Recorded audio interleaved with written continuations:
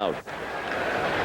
So when Baldwin keeps his pitches on the corners like he did to Garcia-Parra, he's awful tough. But that pitch right down the middle of the plate. And O'Leary with the hard line drive back up the middle for the hit.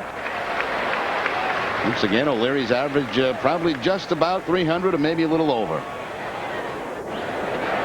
And the key for Troy will be sustaining it. Last year, a very solid first half. He really tailed off in the second half and had a very tough time in the playoff series with Cleveland. He knows that he needs to keep it going throughout this season. Fastball up and in on Stanley. Some oohs and ahs from the crowd, remembering what happened here last night. Well, when you're getting beat up pretty good, and Baldwin certainly is here in the first inning, you've got to try to create some more plate for yourself, and a pitch up and in could help that. Followed by a breaking ball down and away. You weren't with us last night. In the first inning of last night's game, John Snyder, the Chicago starter, hit John Valentin in the head. Valentin stayed in for another inning before being replaced by Creighton Daubach. Valentin's getting a day of rest today. And here's a look back at it. A horrible sound. I hope you weren't throwing at me, Valentin said to Snyder. Snyder later threw an up and in on Offerman, who gestured at him, and then Jinho Cho hit Brooke Fordyce. Both sides were warned. That's the best way for Stanley to answer for the gapper in left center. O'Leary coming into third, and he's going to be held at third on a double by Stanley, who's now 7 for his last 11.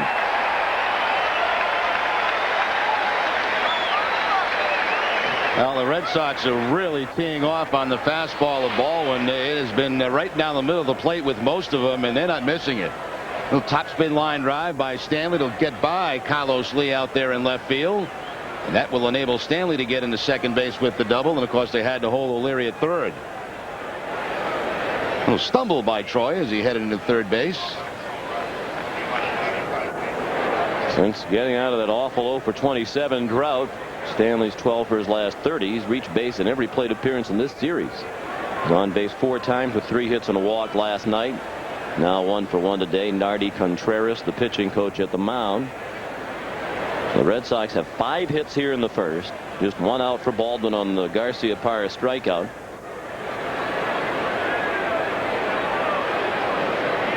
And the bat will be Jason Varitek, trying to help the Red Sox improve on the best home record in the American League.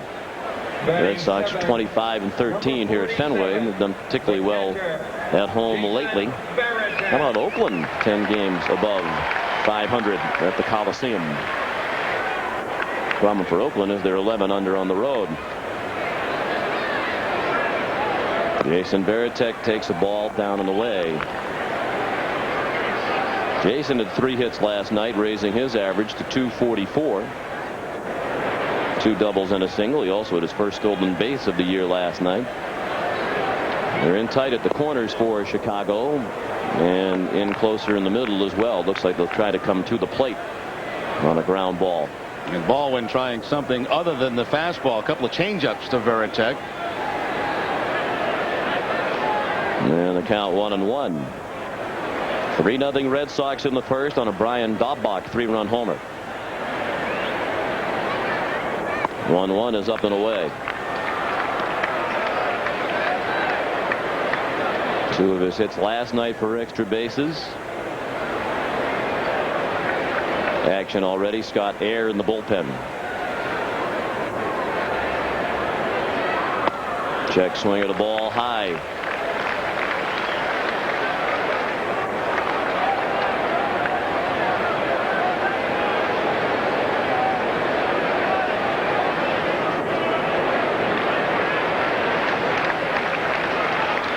Two men in scoring position. 1 out. The 3-1 to Varitek.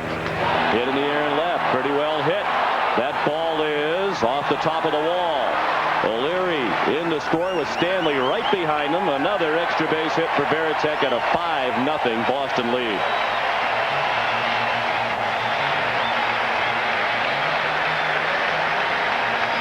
Well, after the meeting with Nardi Contreras, you saw more changeups in that at bat to Varitek, but you can't leave the changeup up in the zone, and that's exactly what Baldwin did on that last pitch.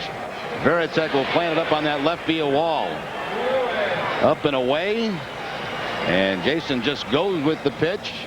And about 3/4 away up to the left of the All-Star game sign.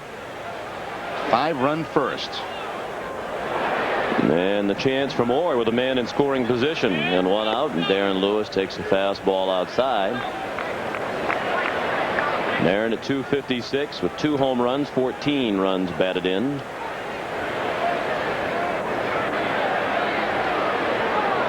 Could be the last batter for Baldwin if he doesn't get Lewis. With Nixon on deck, the lefty Air still throwing. Nixon retrieved that foul ball and flipped it into the crowd. 5 runs on 6 hits. Baldwin has thrown 27 pitches already while recording just 1 out. Check swing fielded by Baldwin. He looked at the runner for a moment, decided to make the play at first. Varitek to third with 2 outs. Well, nice play there by James Baldwin. A check swing by Lewis. It looked like it might get by the pitch, and if it does, Lewis has a chance for an infield hit. But he made a fine play coming off the mound. Checked that runner at second base, but could not make an off-balance throw to try to get Varitek, so he'll just take the sure out at first base. The Red Sox have sent 9 men to the plate here in the first as Trot Nixon hits. And takes a ball up and away.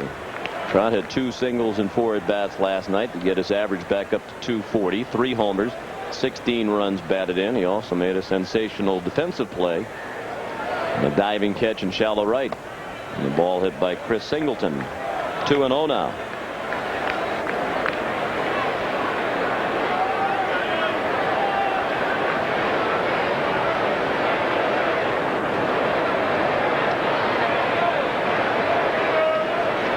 I think with Pedro going, this is one of those days that maybe they should invoke your proposed rule. Red Sox can decline their ups and just let Pedro stand out there and try to get 24 more outs. And if you need him at the end, you can take him. Once ball 4. Nixon walked on 4 pitches. So Hoffman's going to bat for the 2nd time here in the first inning, and he's going to bat against the reliever Scott Air. Baldwin doesn't like it. He just threw his chew out of his mouth. Very unhappy about this, but I mean, what's Jerry Manuel supposed to do?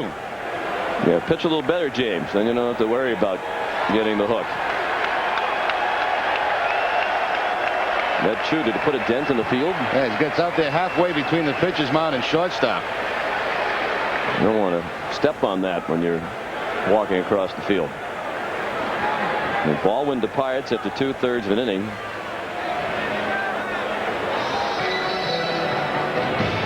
And the new pitcher will be the lefty Scott Air.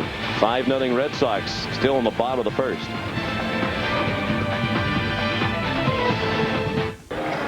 Red Sox lead 5-0. They're going to need to win this one to keep pace with the Yankees in the American League East. The Yankees victorious again today in Baltimore, so New York has won 5 in a row. 5-0. They're going to need to win this one to keep pace with the Yankees in the American League East. The Yankees victorious again today in Baltimore, so New York has won 5 in a row. The Red Sox at this moment a game and a half out. If they beat the White Sox today, they'll be back within 1 game. And the Orioles, after gathering a bit of momentum, are starting to slide back, having dropped the last 2 games of that series to the Red Sox. That really put them on the skids again. James Baldwin faced 9 batters, retired 2 of them. He has been replaced by left-hander Scott Air. Just recently called up on the 20th of June. He's made a couple of appearances. He was a starting pitcher at AAA Charlotte. Had 11 starts down there and a record of 6-4 with a 3.82 ERA. Red Sox have seen him before. He's been up and down a couple of times with the White Sox. He inherits runners at the corners. Jose Hoffman batting for the 2nd time in this inning. He doubled while hitting left-handed against Baldwin about a half an hour ago down in the left field corner. He scored the first of the 5 runs. Varitek the runner at third, Nixon at first.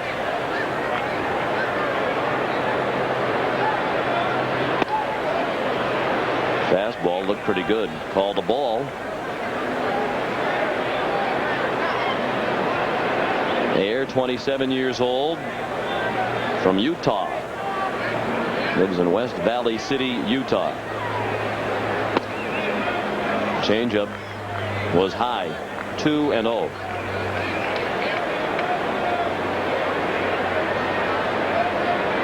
Well, the kind of trend that Hoffman wants to continue. He has the reputation of being a very fast starter. Of course, last year he still wound up the season hitting .315. Yeah, a good cut at that one, but missed. 2 balls and 1 strike.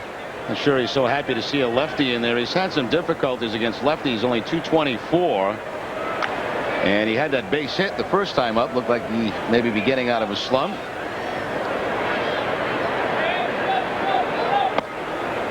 Down and in. So it's 3-1 with Lou Merloni on deck. Air drafted originally by the Texas Rangers, a 9th round selection in the June 1991 draft. Started his professional career with the Texas organization and was traded for Esteban Beltre in March of '94. That's ball 4 low. So there have been 6 hits and now 2 walks in this first inning. Number 26, the third baseman. And here's Lou Merloni. He singled and scored earlier in this inning. 5-0 Boston. A 3-run homer by Brian Daubach, a 2-run double by Jason Varitek. And now the bases are loaded for Lou. And he takes a strike.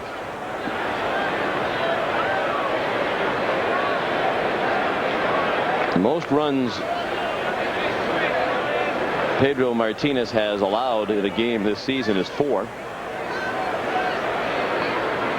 So here the White Sox, chances aren't very good, although right now it's like icing the free throw shooter. They kept Pedro over in that dugout for a very long time. It's like we talked about a little bit earlier, Sean. You know you've got to face one of the top pitchers in the game, probably the best pitcher in the game at this point. And you get 5 points in the body, down by 5 early in the first inning. That takes a little bit out of a club. I think Pedro will have working in his favor shortly. The shadows will be out in front of home plate. And right behind the home plate area right now. Swing and a miss by Merloni makes it 1-2.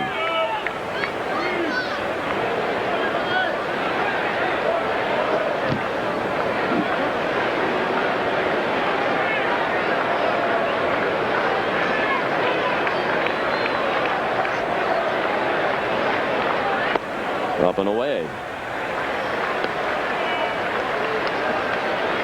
Offerman, the runner at first. Nixon at second. And at third, Jason Varitek. 2-2 on Merloni, the 11th batter of the first inning. That's low. A full count with 2 outs. All the runners will be off with the pitch.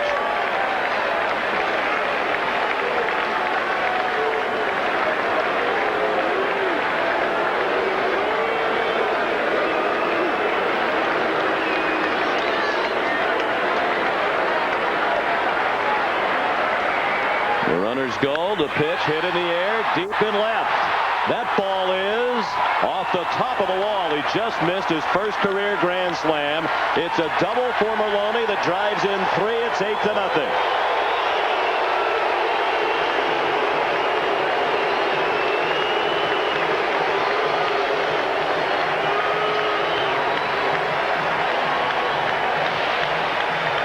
This ball left the bat. I thought for sure Merloni had himself a grand slam home run, but it did not miss by very much, just about 5 feet. And of course, the 3-2 count and the runners off, all 3 will come around the score as Lou stands on second base with the double. 6 RBI now in the season for Merloni and his 4th double. And a chance for Daubach to have quite an inning for himself. He had a 3-run homer earlier in this inning to get the scoring started. 8 runs on 7 hits and 2 walks. And Daubach looked at a ball. James Baldwin pitched 2/3 of an inning, allowed 7 earned runs on 6 hits, including the Daubach homer. He walked 1 and struck out 1. Air responsible for 1 run. He hasn't retired a batter yet. He throws a strike at the knees. 1-1 on Daubach.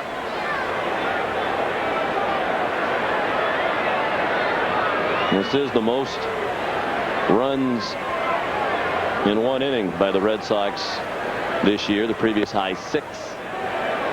May 28th at Cleveland in the 4th inning. Here's a look back at Brian Daubach's homer. It was so long ago, even though it was in this inning. We'll refresh our memory.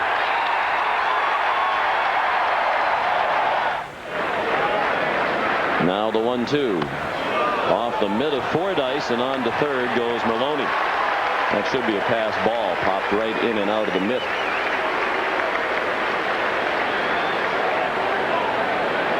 Well, there's not much more that could go wrong for the White Sox here in the first inning. 8 runs on the board. The pass ball here. Then a couple of walks.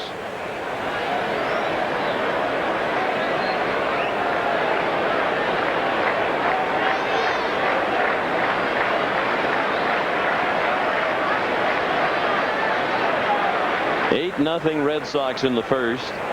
Air trying to put an end to this extraordinarily long inning. Daubach fouls one off over the roof on the left. The danger of this, Sean, is this 8-0 lead early. This could really be a big time inane banter day. Yes. As it goes on. A lot of the strategy taken away. Yes. Has the makings of quality inane banter time. Daubach hammers one into right.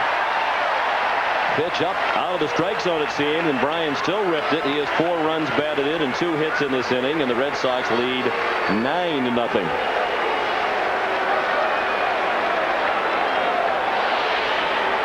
Home run was a fastball down. This time the fastball is up, and Daubach able to get the hands above the baseball and put the ball on a line for a base hit. 29 RBI now for Daubach, 4 of those here in the first inning. Really nothing fluky about what he's done. He's just a very good hitter. Yep. Here's Nomar. Has to be feeling a little more frustrated about his strikeout earlier. Big swing there by Nomar. The head flying off a ball. He fouled one into the Red Sox dugout. Garciaparra struck out swinging for the first out of the inning. He's the 13th batter of the inning.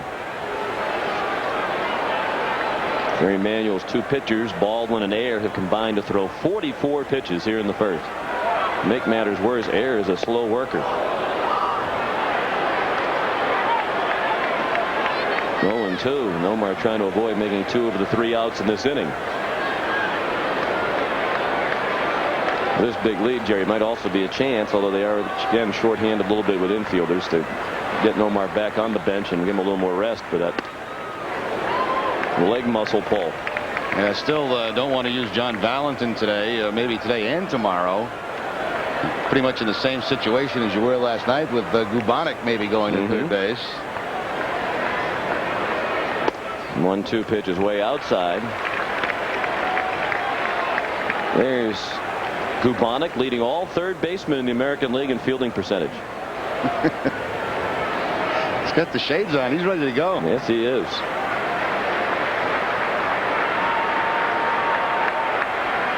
Now the 2-2. Pulled foul. Got a breaking ball in on the hands and sent it into section 31. A couple more of those beams painted today. Yeah, they're making progress. Yeah. Working from the left field corner back around toward home plate. Now the 2-2. Fastball drilled to deep center. Is that one going to go to? Yes.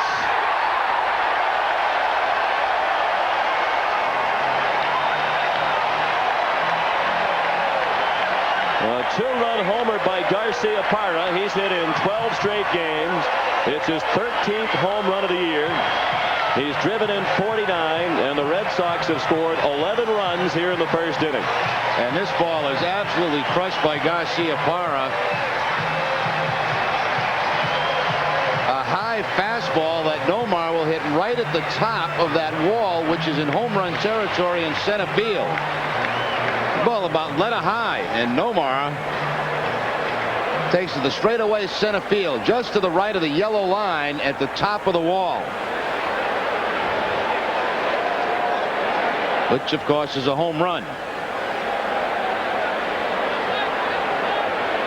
My goodness. Number 25. Well, the Red Sox, who have struggled to score runs for much of the year. An amazing outburst here in the first inning. 11 runs.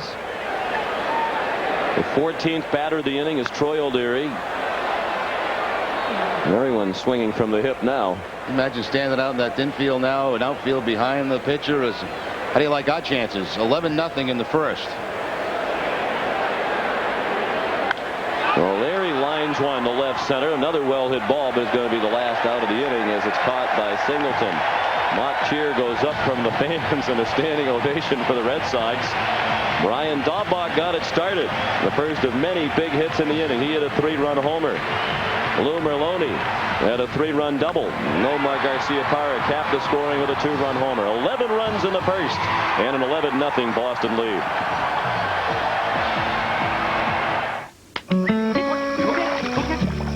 Hey, I'll race your cross. Oh my gosh, I can't believe that rope swing's still here. These are the days. Fetzer days. Enjoy the wine.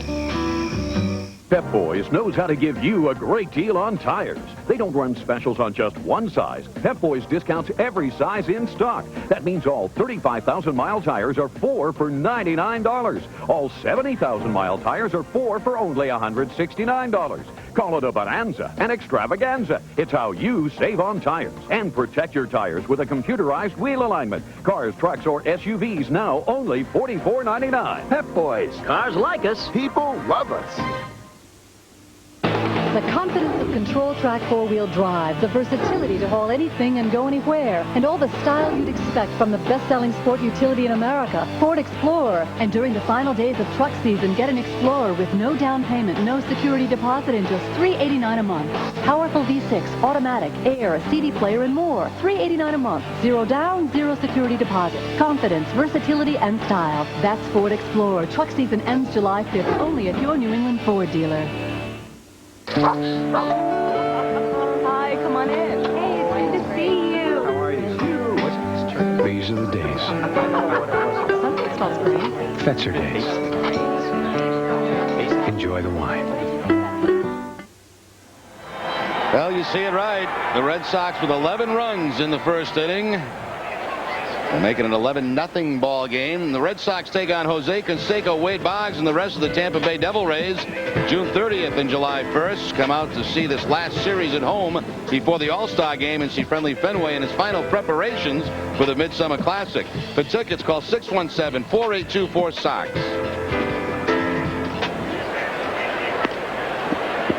Red Sox came out well short of their team record for most runs in one inning, which was 17 in the 7th inning of a game against Detroit in June of 1953. It's the 27th time in team history that they've scored 10 or more runs in one inning. And that is the major league record. They've done that more often than any other franchise. Batting fourth for the White Sox, number 30, the right fielder. And here's Maglio Ordonez. Leading off for Chicago, hitting .335, 10th in the American League in batting average. He's 8th in runs batted in with 55. He bangs one down to third. Nice play by Merloni to his left, one out.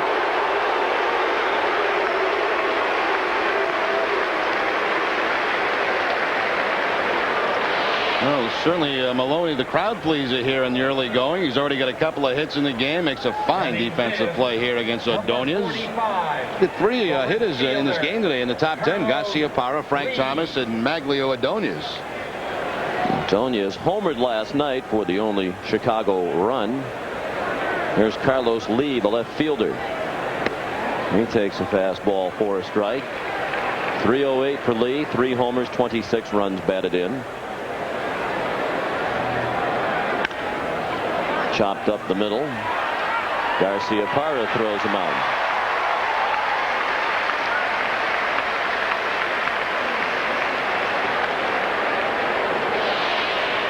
Well, Nomar showing a little range going to his left up the middle. Again, the leg doesn't appear to be a problem. The center fielder. That's what he was worried about, basically, is the lateral movement. And he quite a kind of quick move he had to make, but didn't seem to be any problem there at all. So 2 quick outs for Pedro, and Chris Singleton takes a strike. He's hitting .303, 4 homers and 27 runs batted in for the rookie.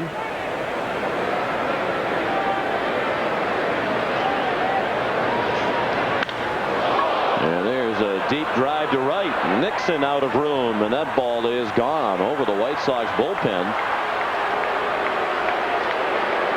And Chicago's on the board. It's 11-1. Singleton's 5th of the year. That's just the 4th home run that Pedro Martinez has given up this season. No matter what the score, Pedro does not like to give up runs. Inning 7, number 31.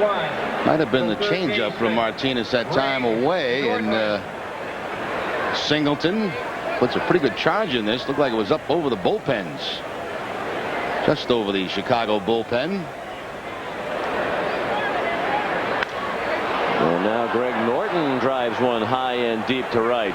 Nixon battling the sunshine has it. And that ends the inning. After an inning and a half, the Red Sox 11, the White Sox 1. You're watching Red Sox baseball on the JCS New England Television Network.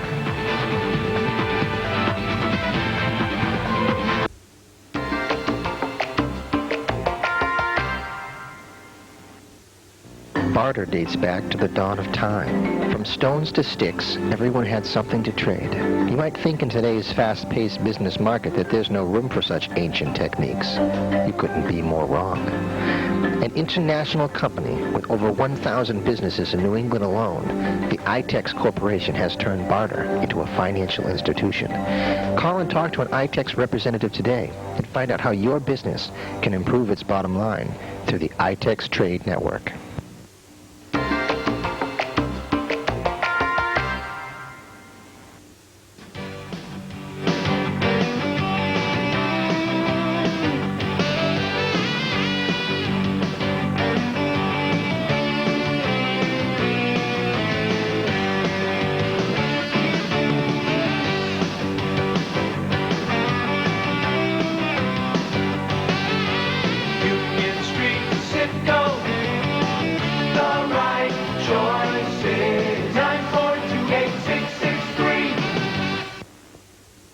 Nobody loves your pet like you do. That's why Green Acres Kennel Shop in Bangor is proud to offer Wysong brand quality pet foods.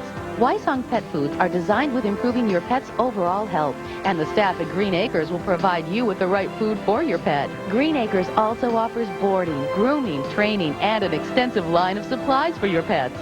For the health of your pet, Wysong Pet Foods from Green Acres Kennel Shop, 1653 Union Street, Bangor. On as we go to the bottom of the second. And Leo Rodriguez has come in to play second base. So apparently whatever that wrist injury that was bothering Ray Durham in the first inning was, it has caused him to leave the game. Mike Stanley, a swing and a miss for strike one against Scott Air. Stanley got shortchanged. He only got a chance to hit once in that first inning.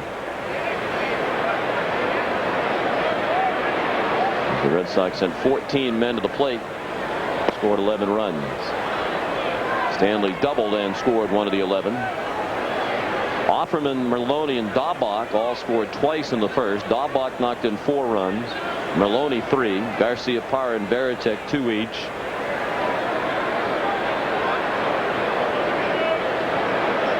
Now the 0-2 to Stanley. Up and away. Stanley, Varitek, and Lewis due up.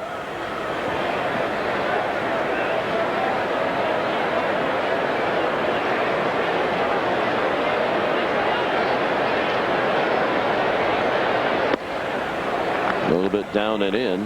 Scott Air relieved James Baldwin. Baldwin faced 9 batters. 7 of them scored. The first 4 men to face Air all reached base. Hoffman walked, Merlone doubled, Daubach singled, Garcia Parra homered before he got O'Leary on a line out to end the inning. Pop fly in right. Ordonez without the sunglasses out there. It's a tough sun field with no shades, but he made the catch, 1 out. Yeah, some players just uncomfortable wearing the sunglasses. I wonder if Ordonez may be one of those, because you're right, John. That is A very difficult part of the ballpark on these sunny days, especially late in the afternoon like this. One out, the batter, Jason Varitek.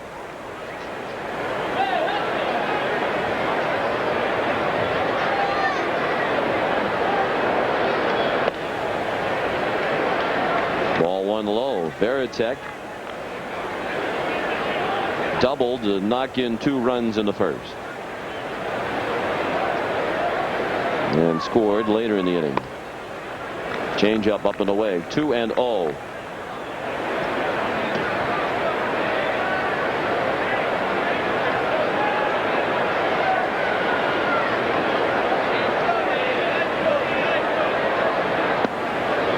Another change up, and it had Varitek fooled. 2 balls and a strike. I mentioned Varitek's double. Here's a look at it.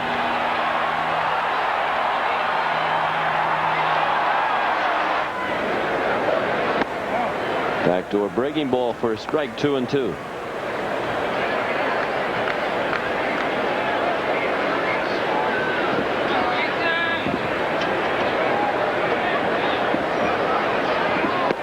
Swing and a miss. He struck him out. Now, Scott Ayers should be able to give Jerry Manuel some innings this afternoon. As I mentioned, at the minor league level, he was a starting pitcher, made 11 starts. Got the changeup to get Varitek The center fielder for his first strikeout since coming into the ball game. So 2 down here in the second. 11-1 Boston. Ayer will try to have a 1-2-3 inning in sharp contrast to the first. Here's Darren Lewis, who was out on a check swing comebacker. He's trying to deposit that one in left, but it's Carlos Lee to make the running catch and end the inning. Red Sox go in order in the second after 2. 11-1 Boston. Flying to Baltimore for business?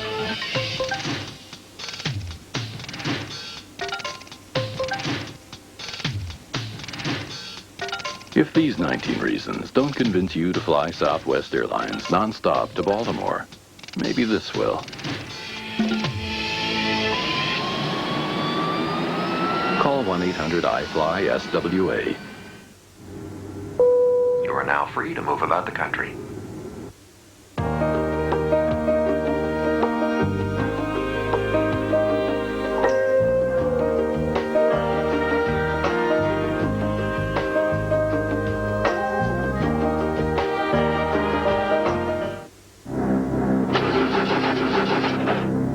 Need a battery?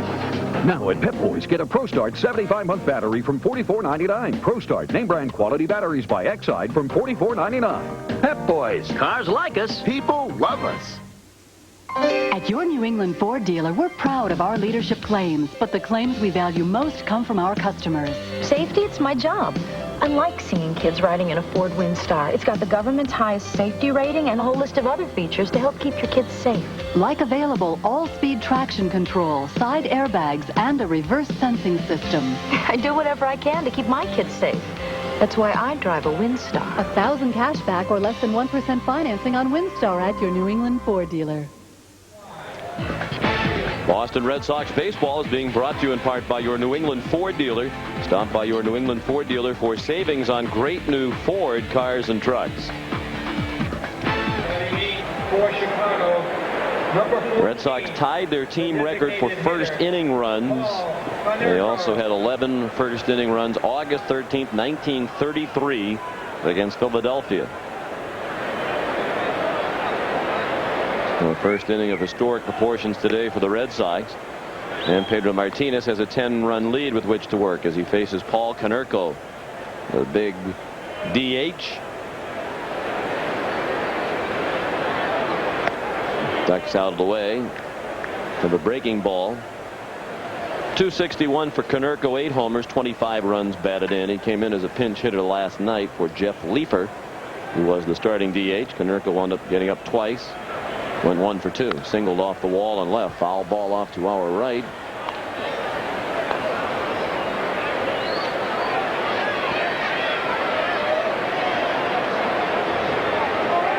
Konerko to be followed by Brooke Fordyce. And then Leo Rodriguez will get his first at bat since coming in for Ray Durham. Chopper off his foot.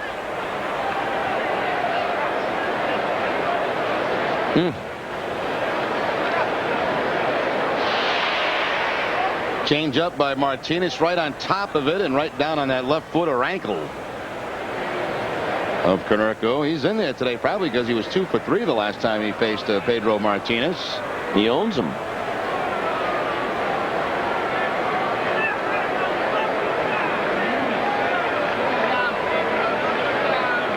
Konerko was born in Providence, Rhode Island, but graduated from high school in Scottsdale, Arizona. Still lives in Scottsdale, just outside Phoenix. Pulled to short. Garcia prior to Stanley for the out. Well, you can help the Greater Boston Food Bank fight hunger in eastern Massachusetts by participating in the 8th annual Red Sox Wives Food Drive. Please bring nutritious, non-perishable canned foods to Fenway Park on Saturday, July 17th and Sunday, July 18th. The Red Sox Wives will be outside Fenway accepting donations to benefit the food bank. For more information, call 617-427-5200.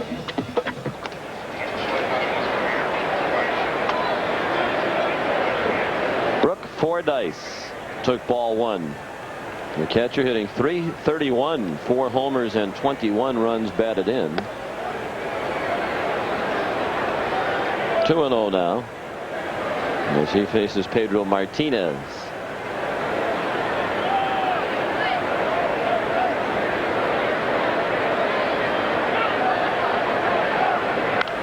We mentioned Fordyce is a Connecticut native, born in New London. Went to high school in Uncasville, Connecticut. There is a 2-sport athlete in baseball and football. Now lives in Stuart, Florida. Originally a 3rd-round draft choice of the New York Mets back in 1989. Been in the Cleveland organization, Cincinnati. Was traded by Cincinnati to the White Sox for pitcher Jake Meyer in spring training. Divided his time last year between Cincinnati and their AAA team in Indianapolis. Spent most of the year as a backup catcher with the Reds. And he took ball 4, the first walk issued by Pedro. Let's pause for station identification. You're watching Red Sox baseball on the JCS New England Television Network. Number 55, the second baseman, Leo Rodriguez.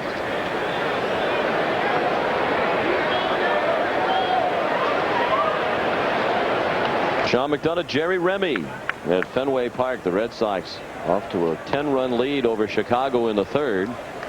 Leo Rodriguez up for the first time. He's 0 for 6 this year. He came up from their AA club in Birmingham, Alabama on June 5th. Made his major league debut on June 9th against Houston. He's 22 years old.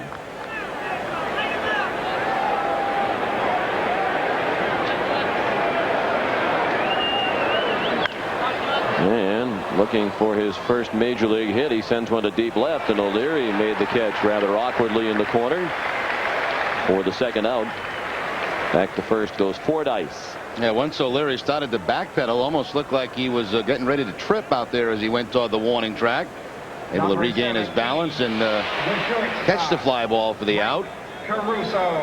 Can you read Leo's first name? No, I was just going to ask you if you could pronounce that for me. Leo obviously is his nickname as we take one more look at O'Leary back on the track. His first name is spelled L-I-U-B-I-E-M-I-T-H-Z.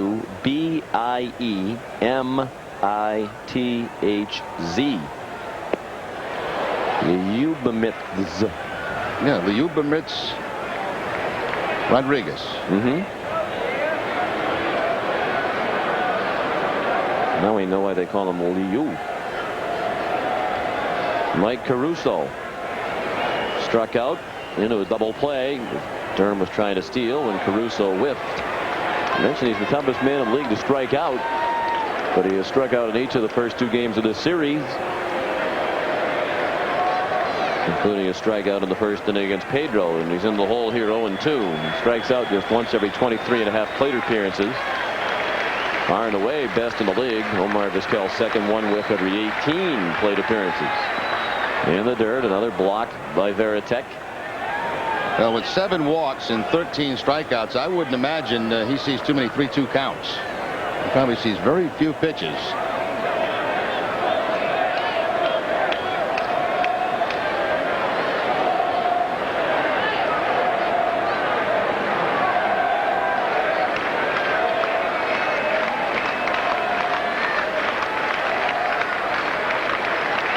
One-two pitch, chopped to second. Offerman has to hurry, and he gets the hustling Caruso by a step to end the inning.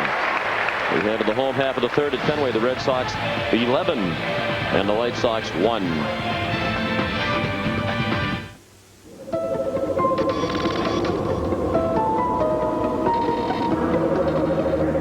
Trouble doesn't wear a watch. That's why State Farm offers its 24-hour Good Neighbor service from participating agents. Hello, State Farm's Good Neighbor Service. This is Gina. How may I help you? Sure, I can help you with that. So you can call your agent's office at any time, day or night, to start a claim, ask a question, and get the help you need.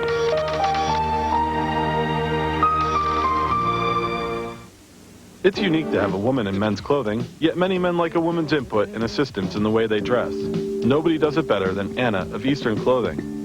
At Eastern Clothing of Watertown, Anna is a fashion expert. She does much of the buying and much of the selling. She's from Italy, has great taste, a flair for fashion, and over 20 years of experience dressing professional men. She coordinates outfits better than anyone in the business. If a woman's input is of value to you, see Anna at Eastern Clothing of Watertown. When you buy a bargain basement PC, what you're really buying is a mystery box. Will there be a monitor? Probably not. Lots of software? Ha! A year on the internet, 24/7 tech support? Dream on. With a Gateway Essential PC, you know exactly what you're getting. Monitor, great software, award-winning tech support, and internet access for $28 a month, or less than $1 a day. No mystery there. Call 1-800-GATEWAY for a Gateway Essential PC with an Intel Celeron processor.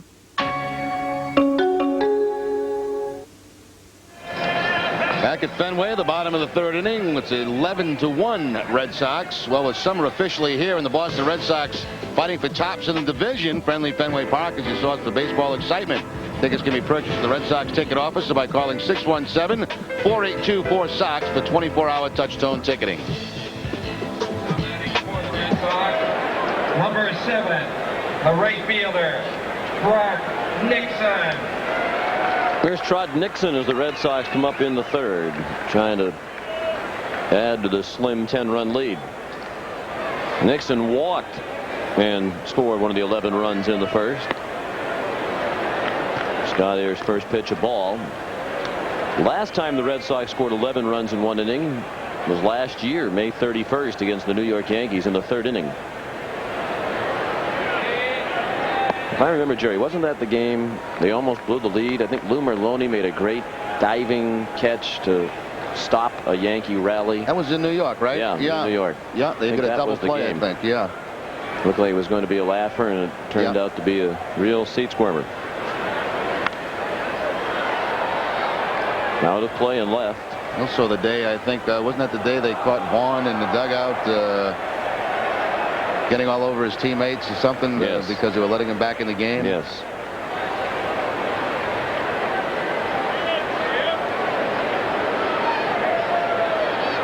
Swing and a miss at the sweeping breaking ball from Ayer.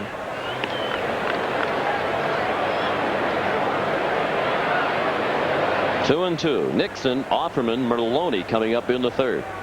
Ayer coming off a 1-2-3 inning. He's retired 4 in a row after the first 4 men he faced all reached base.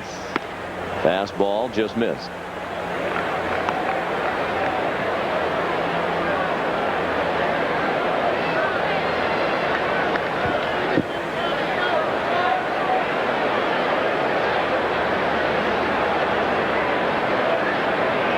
Three-two pitch in on the hands. We have quite a bureaucracy now in our booth. Have you noticed? We have our crack intern Troy Henderson from Virginia Tech University, and now he has an intern, Adam Kaufman from Sharon High School, who wants to go to Syracuse. Adam's going to show up next week. He's going to have somebody from junior high running to get him water. It's a never-ending cycle. Well, you can get Adam into Syracuse, right? That's where he wants to go. I think Adam's going to be able to get in on his own merits, although it is one of the most difficult schools in America to get into. Syracuse University. Number 30. Shall we call the dean today on the hotline, see what I can do to help Adam?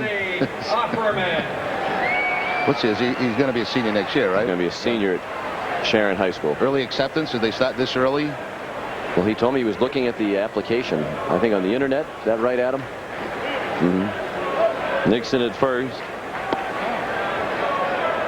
Jose off him in the battery. He was up twice in the first inning, reached both times, doubled to start the inning, and scored the first 11 runs. Walked later in the inning. Scored the 8th run. Maybe we can do that today. I know the dean of the Newhouse School Communications, David Rubin. I have his home phone number with me. Maybe we'll give him a call today. Give him a call, see what you can do for him. Get him on the hotline.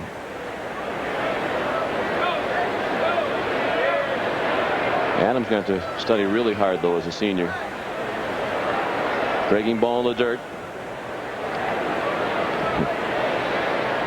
1-2. Of course, once he gets to Syracuse, he won't have to study at all. No, that's not true. 11 runs, 9 hits for Boston. 1 run, 2 hits for Chicago. Change up. Outside corner, strike 3. Second strikeout for Air. 1 out here in the Boston third. Once again, that very slow call by Tim McCullen, the home plate umpire. Change up outside corner, and then once he gets out of the crouch, he makes the out call. Yeah, you have to style. That's a big part of calling balls and strikes. Offerman not agreeing with the call. Mr. McCullen, one of the better umpires. Yes. Very well thought of by the players in that rating system. I believe he was number 1. That was released in spring training. The players' rankings of the umpires. Lou Merlone had quite a first inning. He singled and scored, then doubled with the bases loaded to drive in 3 and scored again. He pulls one down the left field line, foul. No sooner can we mention it than our crack crew has the Merlone hits ready to go. There was his single, and then he just missed his first career grand slam, and the ball off the very top of the wall, a couple of feet from a home run. 2 for 2, 2 runs scored, 3 runs batted in. That sounded like it hit him on the foot, and it did. He bounces right up and takes the base. So Merlone's at first. Nixon now at second. Looked like a breaking ball that just kept chasing Maloney, and there's no way he'd get out of the way. Not much of a vertical leap there by Lou. No. Brian Daubach. Let me get him in the back toe, the right toe. Well, this is certainly a hitter's day at Fenway. The wind blowing out, warm, a little bit humid. And Brian Daubach has already had a big day. He hit the 3-run homer for the first 3 Red Sox runs in the 11-run first. Then he singled to knock in another and scored later in the inning. Singled to knock in the 9th run. And he scored on the Garcia Parra 2-run homer that capped the inning. The Red Sox scored 11 runs on 9 hits in the first. 9 hits and 2 walks. Daubach already with 4 runs batted in, up there with 2 men on. That's outside. The home run came against the starter Baldwin, the single against the pitcher Air. Air in the shadows now on the mound.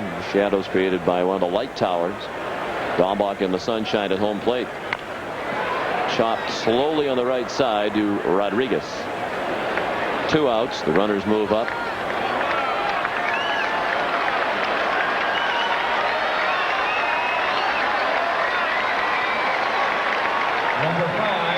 And here's Nomar, who had a mammoth home run his last time up, to straightaway center field to put the finishing touches on that 11-run inning.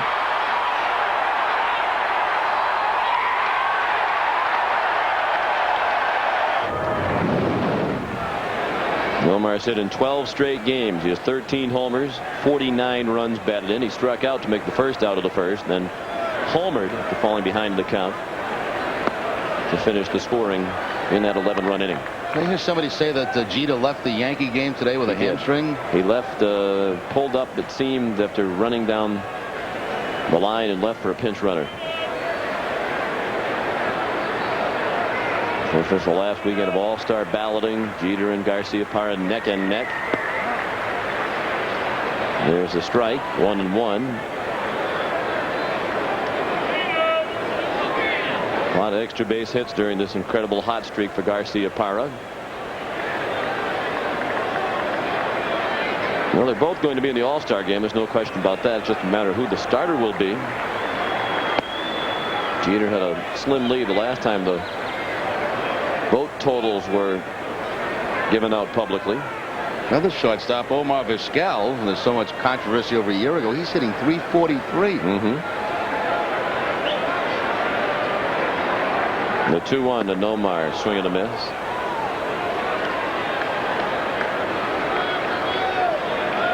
A lot of conversation lately too about teams encouraging their own fans to vote for their players. Some people have a problem with that. It happens just about all over baseball.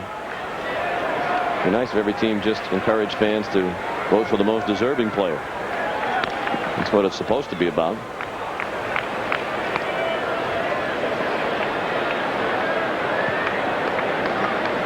As great a year as Nomar is having, Jerry, if Jeter's the all-star starting shortstop, I don't think you'd have a problem with that, with the season that he's had. Either one. Yeah.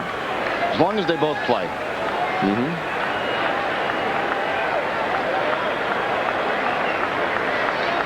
And 2-2 pitch. Outside, 3-2. The other thing, and if it was Derek Jeter that got the most votes and ended up starting, you can bet that Joe Torre will have Nomar in there for the bulk of the game, knowing that he's playing here in front of his home crowd at Fenway. They wouldn't be surprised to see Jeter maybe get 1 or 2 at bats, and then Garcia-Parra finish the ball game up, if that's the way the voting goes.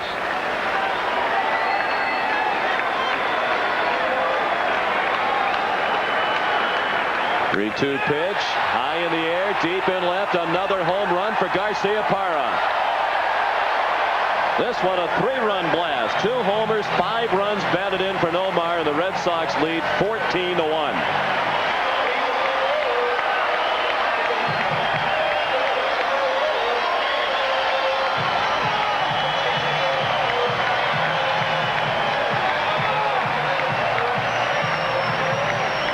Might have picked up a couple of votes. Well, he's not going to let Daubach steal this show. Daubach had a quick jump on the RBI lead for the day, but Nomar will now go ahead of him with 5. Second home run, 14 on the season.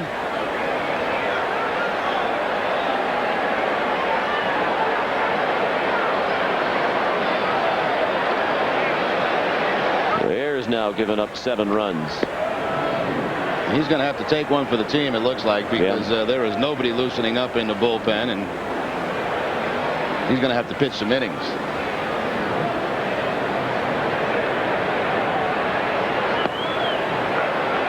He's pitched 2 innings of relief right now and has given up 7 runs on 4 hits, 2 walks, and a hit batter.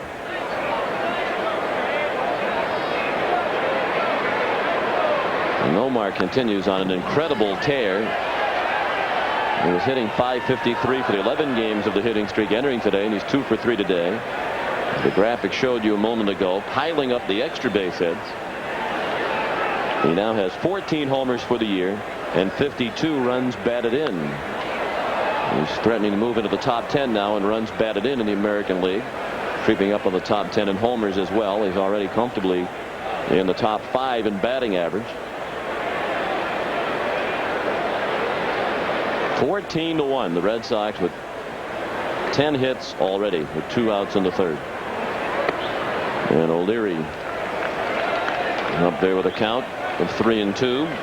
Troy has singled to center. He lined to center to make the last out of the 1st inning. 3rd multiple homer game of this season for Garcia-Parra, the 10th of his career.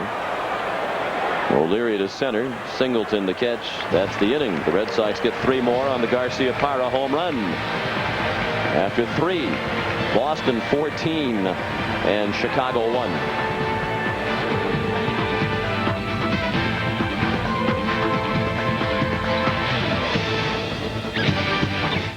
Pep Boys knows how to give you a great deal on tires. They don't run specials on just one size. Pep Boys discounts every size in stock. That means all 35,000-mile tires are 4 for $99. And all 70,000-mile tires are 4 for only $169. Even top-of-the-line 80,000-mile touring tires, all sizes 4 for $199. Call it a bonanza, an extravaganza. It's how you save on tires. Pep Boys. Cars like us. People love us. Hi, come on in. Hey, it's good to see you. How are you? These are the days. Something smells great. Fetzer days. Enjoy the wine. Chevrolet cars are trusted by more Americans than any other. Chevy trucks are the most dependable, longest lasting on the road. If that's not enough reason to own a Chevrolet car or truck, then this definitely is. The great summer drive-in from Chevrolet. You can get behind the wheel of a 99 Chevy Venture or Malibu and get $1,500 cash back or low APR financing. Or check out other offers on 99 Cavaliers, Blazers, S10 pickups, and more. It's Chevrolet's great summer drive-in. See your local Chevrolet dealer today. Boston Red Sox baseball is brought to you in part by Genuine Chevrolet, the cars more Americans trust. The first baseman, Frank Thomas. On this scorcher in America's greatest city, a huge outburst by the Red Sox offense. 14-1. The Red Sox lead after 3 innings. Frank Thomas takes a breaking ball for a strike. The first pitch of the 4th. The big Frank, who was called out on strikes in the first. Fastball for strike 2. Thomas, Ordonez, Lee coming up against Pedro. Was allowed just 1 run on a home run by Chris Singleton in the second. He's given up 2 hits. He's walked 1. Has struck out 2. Thomas wouldn't chase it. 1 ball, 2 strikes.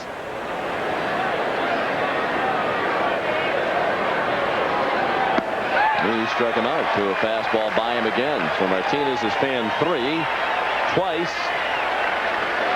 Frank Thomas has been a victim. Here's the game summary entering the inning. You can make it 3 strikeouts now for Pedro. Nomar 2 homers and 5 runs batted in. Brian Daubach 2 hits, a 3-run homer and an RBI single. Lou Merlone, a bases loaded, bases clearing double. Just some of the big hits. There's a bullet up the middle past Martinez and Offerman. And Ordonez has a hit. He's hit the ball sharply twice. The first time up, he had a smash down to third, and Merlone made a nice play to throw him out. Good player. The White Sox people say he's been the best all-around player for the White Sox this season. 5 straight game hitting streak now. You see the hit leaders in the league. Jeter leading. Ordonez on that list. The left fielder. Back up the middle, just past the glove of both Pedro Martinez and Jose Offerman for the base hit.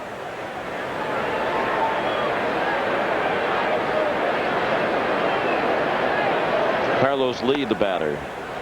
Strike 1 the count. Lee grounded to short his first time up.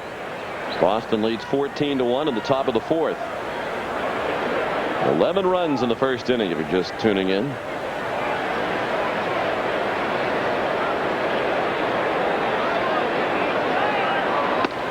Lee's another rookie on this Chicago team. Just turned 23 years old earlier this week. He's from Panama.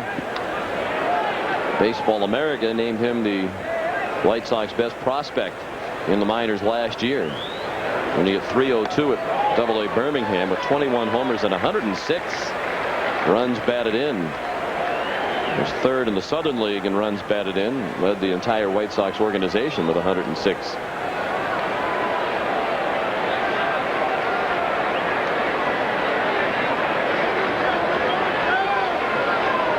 The 1-2 to him. Popped up. Very high in shallow right. It's Offerman for the second out of the 4th inning.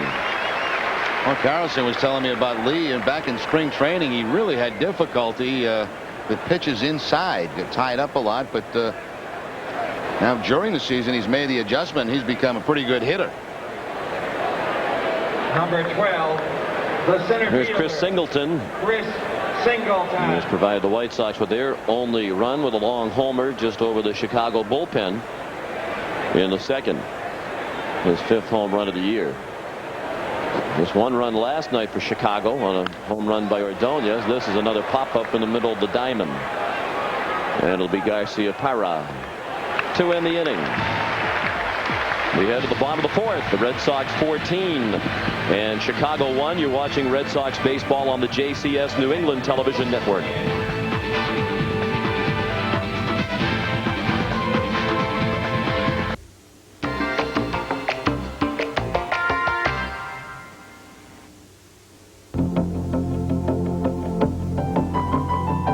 Do you know the name of the best built hot tubs in the world?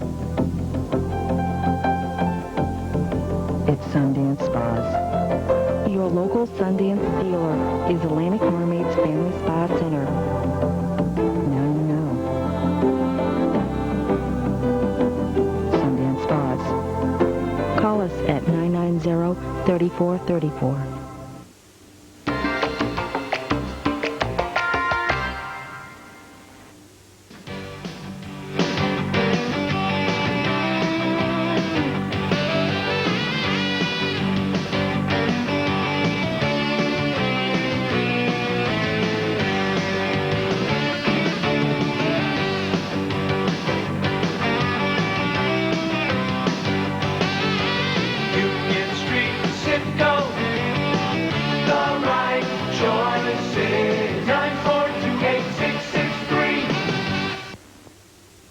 Nobody loves your pet like you do. That's why Green Acres Kennel Shop in Bangor is proud to offer Wysong brand quality pet foods. Wysong pet foods are designed with improving your pet's overall health, and the staff at Green Acres will provide you with the right food for your pet. Green Acres also offers boarding, grooming, training, and an extensive line of supplies for your pets. For the health of your pet, Wysong Pet Foods from Green Acres Kennel Shop, 1653 Union Street, Bangor. 14-1. They need to win to keep pace with the Yankees. The Yankees defeated Baltimore today 7-4. Tino Martinez and Shane Spencer homered for the Yankees. Seattle leads Texas 2-1. That's Jamie Moyer and Rick Helling. Minnesota and Detroit scoreless. Mays against Malicki. Toronto and Tampa Bay later on. Same for Cleveland at Kansas City and Oakland at Anaheim. Scott Air to Mike Stanley. We go to the home half of the 4th. Change for the White Sox. Getting loose in right field, Jeff Leefer. He'll get some playing time, and Ordonez will get the rest of the afternoon off. Jeff Leefer now in right. And he'll be tested early, or perhaps he won't. Might not have a chance. He doesn't. Home run, Mike Stanley into the Red Sox bullpen. It's 15-1.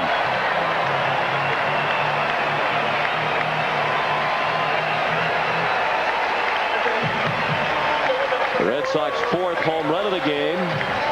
Stanley's 2nd hit. He's 2 for 3. The home run is the 8th of the year for Mike. And the Red Sox have 15 on the board. And Stanley here showing his opposite field power up into the Red Sox bullpen for the home run.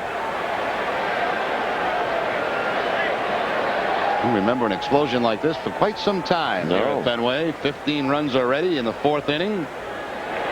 Red Sox previous season high in runs this year was 12. They had done it twice. Last time May 28th in Cleveland. Jason Varitek doubled to knock in 2, and he scored in the 1st. He struck out swinging in the 2nd. Foul ball back in our direction. 0-2 on Varitek. Then Darren Lewis and Trot Nixon. 15 runs, 11 hits, no errors for Boston. 1 run, 3 hits, and no errors for Chicago.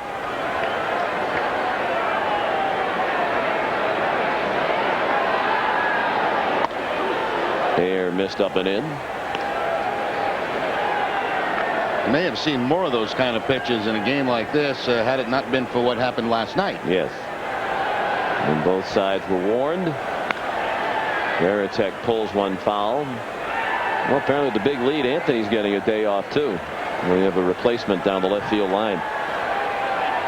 Well, it's a tough time to take off when you have a full house and you're only a week away from the All-Star game. Yes. Voting ends this weekend. I'm surprised Anthony took this one off. Me too. Could be costly when it comes to the votes. The All-Star game. Ball down and in.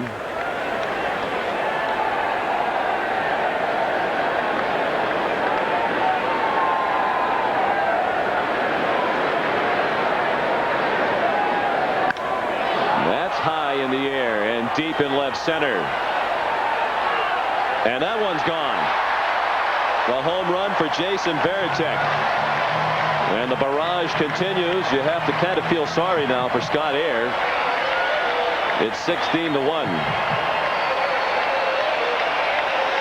And that will get the bullpen going. I think Jerry Manuel realizes perhaps Air's taken enough of a beating.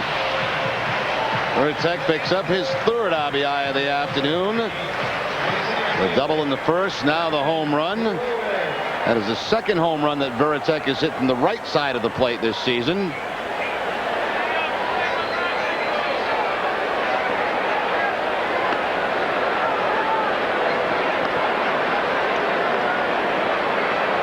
So Air's given up 6 hits, 4 of them home runs. The last 3 hits he has given up have all been homers.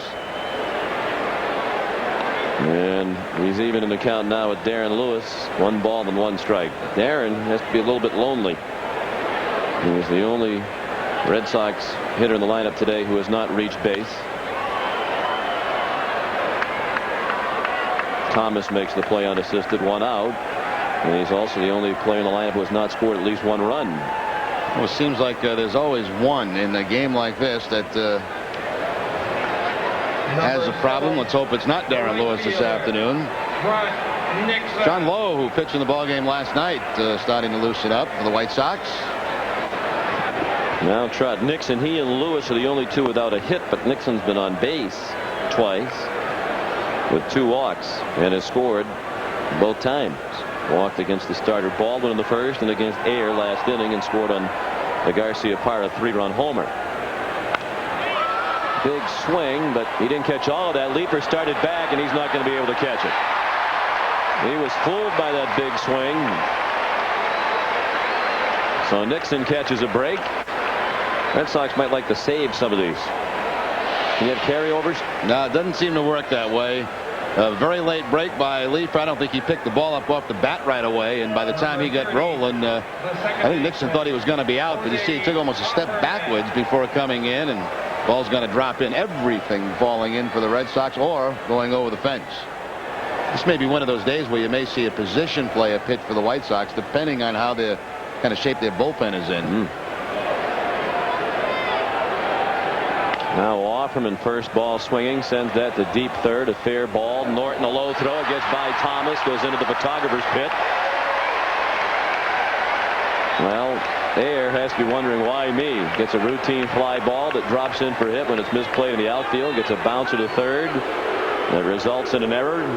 Now there are 2 more men in scoring position with 1 out. All Jerry Manuel can hope for now in this ball game is that nobody gets hurt. Norton will bounce this to first base, pick up his 14th error of the season as the ball bounces by Frank Thomas.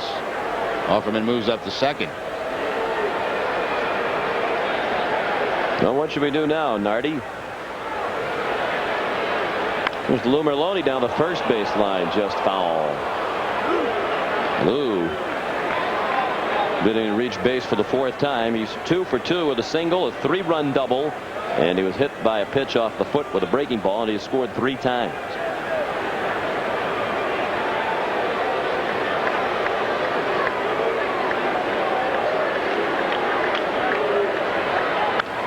Foul ball out of play to the right. 16-1 Red Sox. 2 men in scoring position with 1 out.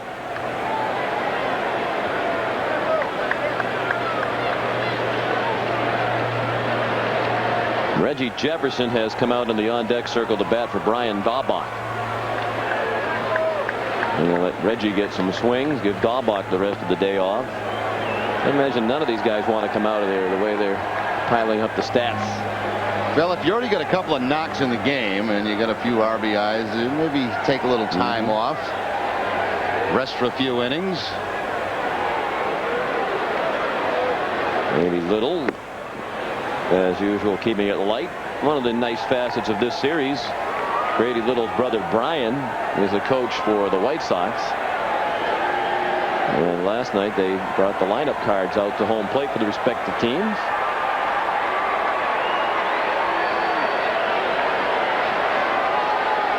Now the 2-2 to Merlone, down and in again, the full count.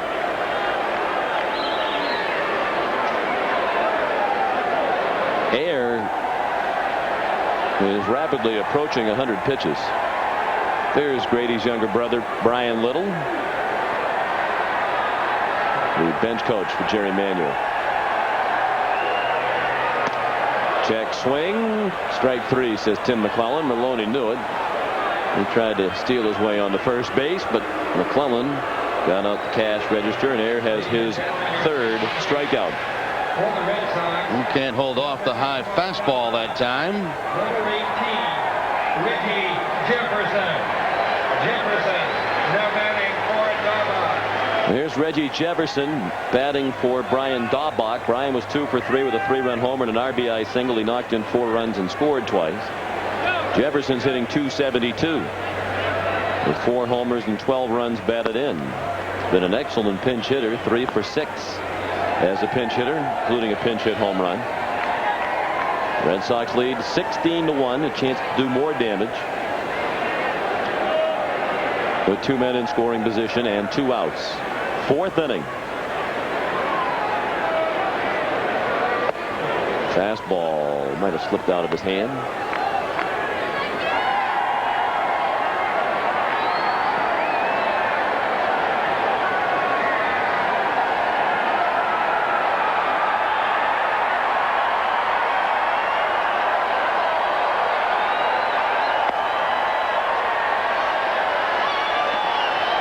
Two now.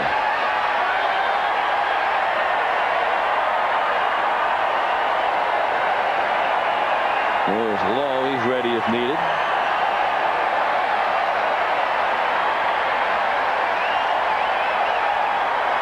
Fans doing the wave with great gusto. 1-2 pitch down and in.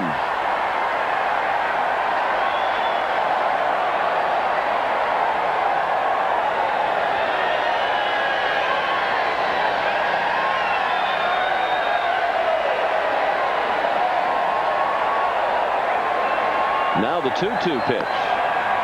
Strike 3 called. Air gets back-to-back strikeouts to avoid more damage, but the Red Sox do get 2 runs in the 4th on the back-to-back homers to start the inning by Mike Stanley and Jason Varitek. After 4, 16-1 Boston.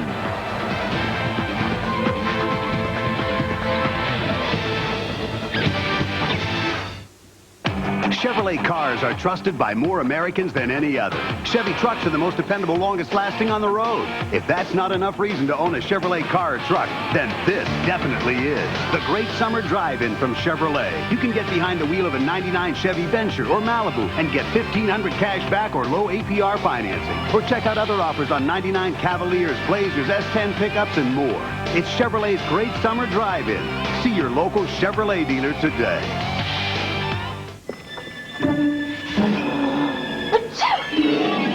Do you need fast allergy relief? Then you need the power of Zyrtec. Prescription Zyrtec starts working fast and lasts 24 hours. In studies, drowsiness was the most common side effect. Others included fatigue and dry mouth. Most were mild or moderate. To learn more about Zyrtec, ask your doctor or pharmacist. So when you need fast allergy relief, remember the power of Zyrtec. Major League Baseball introduces the Sports Specialties All-Star Sunday, an exciting doubleheader coming to Fenway Park. George Brett, Kevin Costner, Matt Damon, Jim Rice, and many more compete in the All-Star Celebrity Hitting Challenge. Can a team of baseball legends and Hollywood sluggers conquer the Green Monster? Then it's USA versus the world as the top 50 minor league players showcase their skills in the All-Star Futures Game. July 11th is Sports Specialties All-Star Sunday. Gates open at 10 a.m. With Jerry Remy, Sean McDonough at Fenway Park, Game 2 of a 4-game series. We're back with you tomorrow afternoon at 1 o'clock for Game 3. And then Nesson has the action as the series concludes Monday night at 7. The Red Sox have an off day Tuesday. The Tampa Bay Devil Rays are here for the final home series before the All-Star game. Wednesday night at 7 on Nesson, and we are with you Thursday night at 7 o'clock over most of these stations.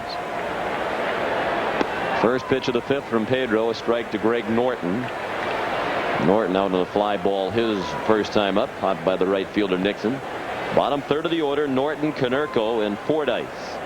Against Pedro, who's allowed just 3 hits and 1 walk. He has struck out 3.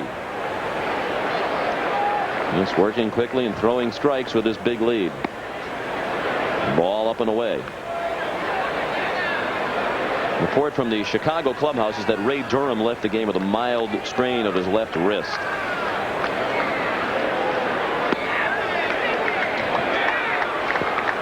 One and 2 now. There's still action in the Chicago bullpen, which would lead one to believe that mercifully the outing is going to end for Scott Air. A little chin music. 2 and 2.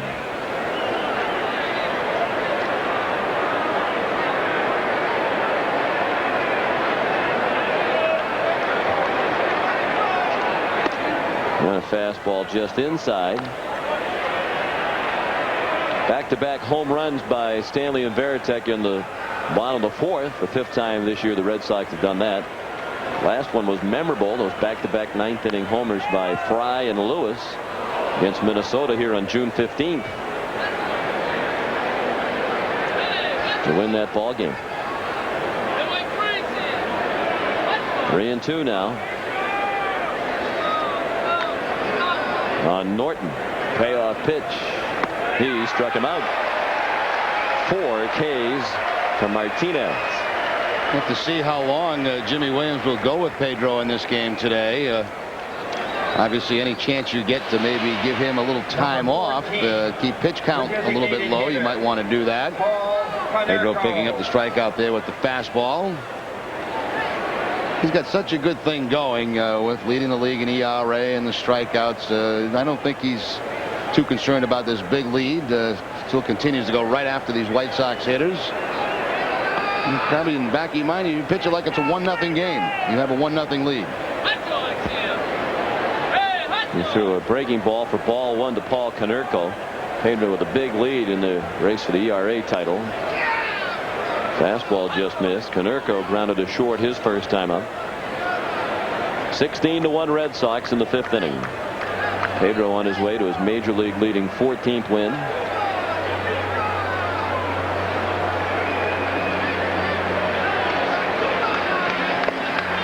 There's a strike. 2-1 on Konerko. Well, he was in the minors in recent years, considered a top prospect. He was a first-round pick by the Dodgers in June '94. Hit 37 home runs for AAA Albuquerque in 1997. Drove in 127, hit 323 that year. Got into 6 games late in that season with Los Angeles, but struggled in 49 games last year with the Dodgers and was traded to Cincinnati. And then traded over to the White Sox in the offseason in a deal for outfielder Mike Cameron. Broken bat roller down to 3rd. Merloni to Stanley. 2 down here in the 5th. You know, Pedro's still using all his pitches, fastball, curveball, and the changeup. That was a changeup for the ground ball at third base. So it's not like he's just standing out there firing fastballs at these guys. He's mixing his pitches up just like he would in a close ball game. You mentioned those numbers for Konerko in the Pacific Coast League. It's hard to judge numbers in that league because ball travels very well in a number of those parks. Light air. You hit 50 one year in that league. Yeah. I recall. I think it was 50 bunt singles. But they all traveled very well. Brooke Fordyce walked in the 3rd. The only walk surrendered by Martinez. 2 outs, bases empty, 5th inning, 16-1 Red Sox. The Red Sox have matched their season high with 5 home runs today. Something going on is both Stanley and Veritek coming in to check on Martinez. It's the landing area that he landed on. I don't know if he twisted an ankle or whatever. Well, now Jimmy Williams wants to know what this is all about.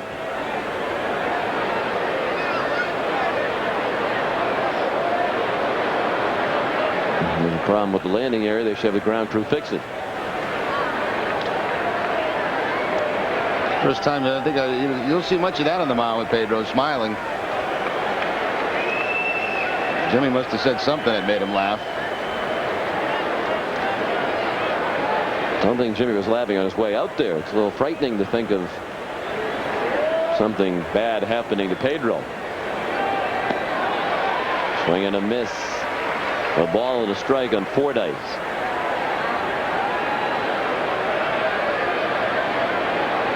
Pedro still needs one more out to qualify for the win. Has to go 5 innings as the starter. Fouled off the screen. 1-2.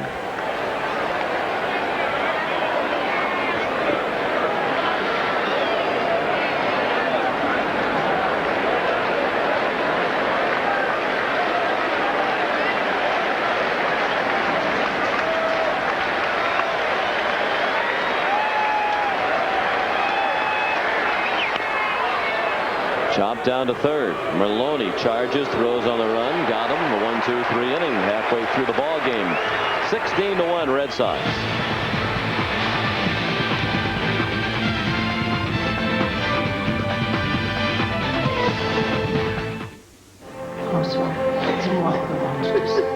J'ai besoin de savoir ce que tu ressens.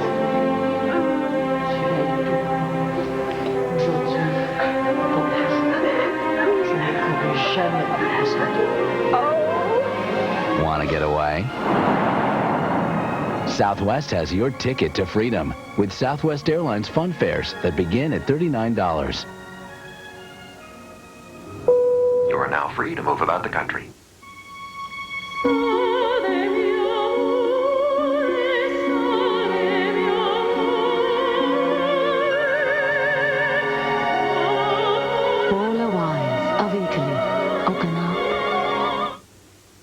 Chevrolet cars are trusted by more Americans than any other. Chevy trucks are the most dependable, longest lasting on the road. If that's not enough reason to own a Chevrolet car or truck, then this definitely is. The great summer drive-in from Chevrolet. You can get behind the wheel of a 99 Chevy Venture or Malibu and get $1,500 cash back or low APR financing. Or check out other offers on 99 Cavaliers, Blazers, S10 pickups, and more. It's Chevrolet's great summer drive-in. See your local Chevrolet dealer today. Boston Red Sox baseball is brought to you in part by Southwest Airlines. With fares so low, you have the freedom to go places and do things you never thought possible. Fly Southwest Airlines. Back at Fenway, a 16-1 Red Sox lead. The John Hancock All-Star Fan Fest is coming to Boston in less than a month, and tickets are going fast. All-Star Fan Fest held July 9th through the 13th as interactive exhibit, sure to please baseball fans of all ages. Get your passes to the ultimate baseball experience now by calling 617-482-4SOX. Looks like Pedro's afternoon is finished. He was accepting congratulations in the dugout. And there is action in the Boston bullpen now. So 5 innings, enough to get a win. Relatively easy day at the office for Martinez with the 11 runs his mate scored for him in the first. Changes for the White Sox. Craig Wilson getting acclimated to conditions at first base as he takes over for Frank Thomas, and the third pitcher of the game, making his second appearance in as many days, Sean Lowe. Yeah, pitched an inning in the ballgame last night against the Red Sox. Overall, his 27th appearance, 3-0 out of the bullpen, 2.95 ERA.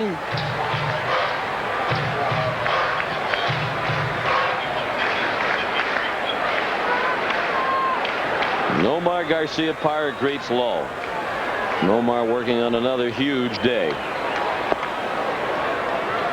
He struck out in the first, but then hit a 2-run homer later in the first to put the finishing touches on the 11-run inning, and hit a 3-run homer in the third against Scott Air. Both of his home runs were against Air. A strikeout against the starter James Baldwin. Garcia-Parra, O'Leary, Stanley due up.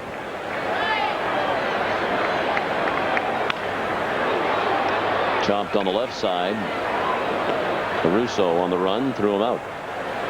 See Nomar just cruising down that first base line. Not a bad idea. You don't want to take any chances of re-injuring the injury that he's been dealing with for the past couple of days. It's hard for a guy to do like Nomar, too, because usually it's just automatic. You bust out of the box, you run hard down the line. But that's pretty smart there. I'm sure he got instructions from the manager to do that. Troy O'Leary. A swing and a miss. Nomar managing a smile even after the ground out. Lots of smiles in that Red Sox dugout these days. Grass cutter down to first. Wilson makes the play unassisted. A lot of smiles in the Remy household, too. Our man Jordan Remy last night in the Shriners football game scored a touchdown.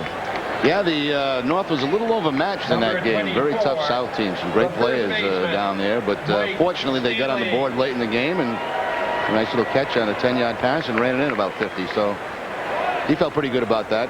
Good for him. They lost, what, 35-7? Yeah, somewhere in that neighborhood. He provided the only highlight.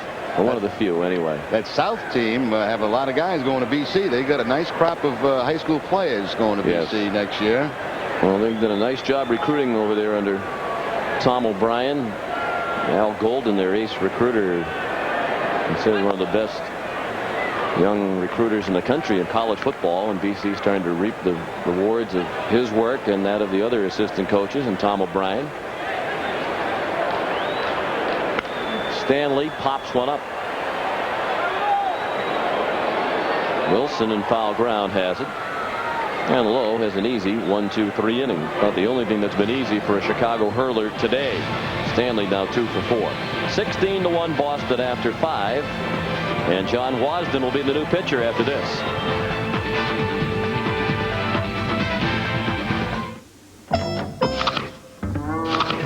Now where did that come from? Whoa! Hey, I've got bugs everywhere. Boy, you need Ortho Bug Be Gone. You said it. It kills virtually all types of harmful outdoor bugs. Guaranteed. Works on my lawn. Uh-huh. On vegetables, too? Yep. Bug Be Gone does it all. So it's all you need. Beautiful. That Bug Be Gone really works. Got bugs? Leave it to Ortho. Call it a bonanza, an extravaganza. It's how you save on tires. Now at Pep Boys, all 35,000-mile tires are 4 for only $99, and all 70,000-mile tires 4 for $169. Pep Boys. Cars like us. People love us.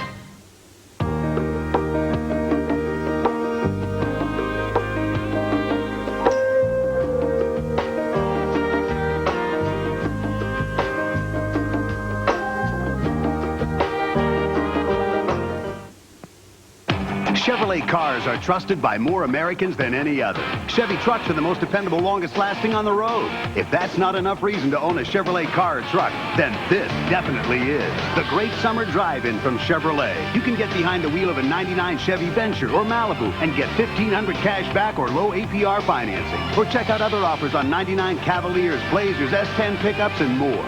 It's Chevrolet's great summer drive-in. See your local Chevrolet dealer today. Complete from Fenway, a Red Sox 16-1 lead over the White Sox. The Red Sox fans, bring your company, school, or other group to friendly Fenway by using the group sales ticketing line at 617-262-1915. It's the best way to purchase tickets for your group of 40 people or more. Make sure to take advantage of this line and bring them out to cheer on the Red Sox here at Fenway. Call Red Sox group sales at 617-262-1915. And the new pitcher will be John Wasden, making his 17th appearance, 7-0 on the season. All of those victories coming out of the bullpen. Wasden's last outing was against the Orioles, 2/3 of an inning in that game, a hit, an earned run. I believe that's the game that Albert Bell hit the home run. You are correct. He came in and gave up the home run to Bell that decided the game. That was the last loss for the Red Sox. They won the last 2 games of that Baltimore series. Won last night, and they're in cruise control in this one. Leo Rodriguez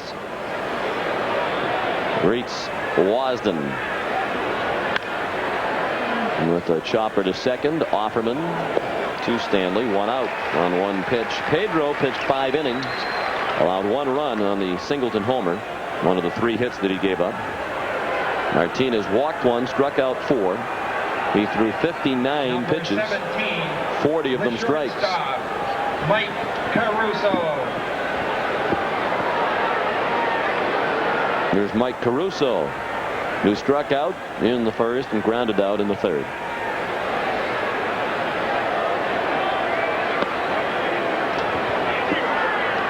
And Pedro Martinez, barring an absolute miracle, is going to have his 14th win. In the last 25 years, there have been only 2 American League pitchers who entered the All-Star break with 15 wins. Pedro will have a chance for that. Roger Clemens in 1986. Brett Saberhagen in 1987. Pedro will probably have 2 more starts before the All-Star break. Pop up handled by Garcia Parra. 2 outs.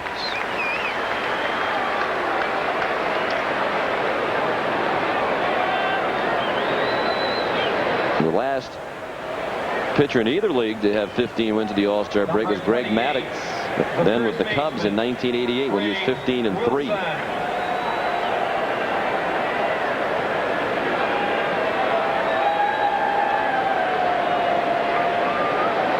Craig Wilson up for the first time in the ball game.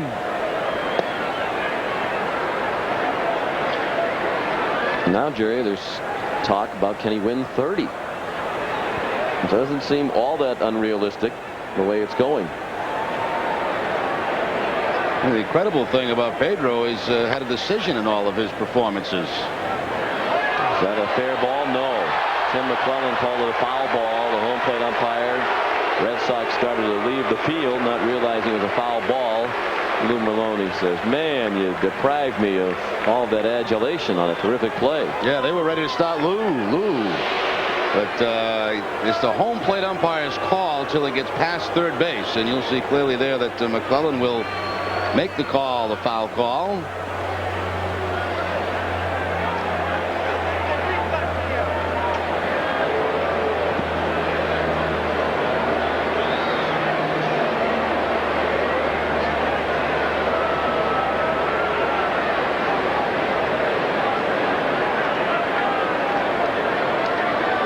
Now the 1-1 pitch. Breaking ball missed.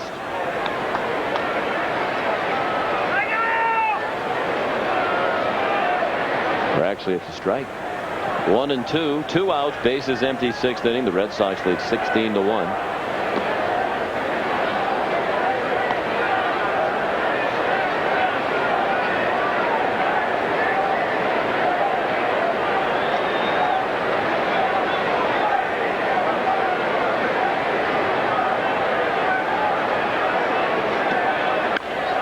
Chopped over the mound, fielded by Offerman. Wasden has an easy 1-2-3 inning. You're watching Red Sox baseball on the JCS New England Television Network.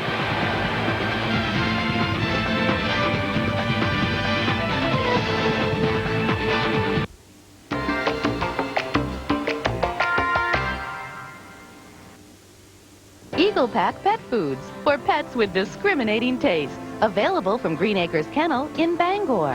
Eagle Pack brand pet foods custom supplements are specially formulated for the wellness and health of your pet. Green Acres also offers boarding, grooming, training, and an extensive line of supplies for your pets. For pets with discriminating tastes, it's Eagle Pack Pet Foods and Green Acres Kennel Shop, 1653 Union Street, Bangor.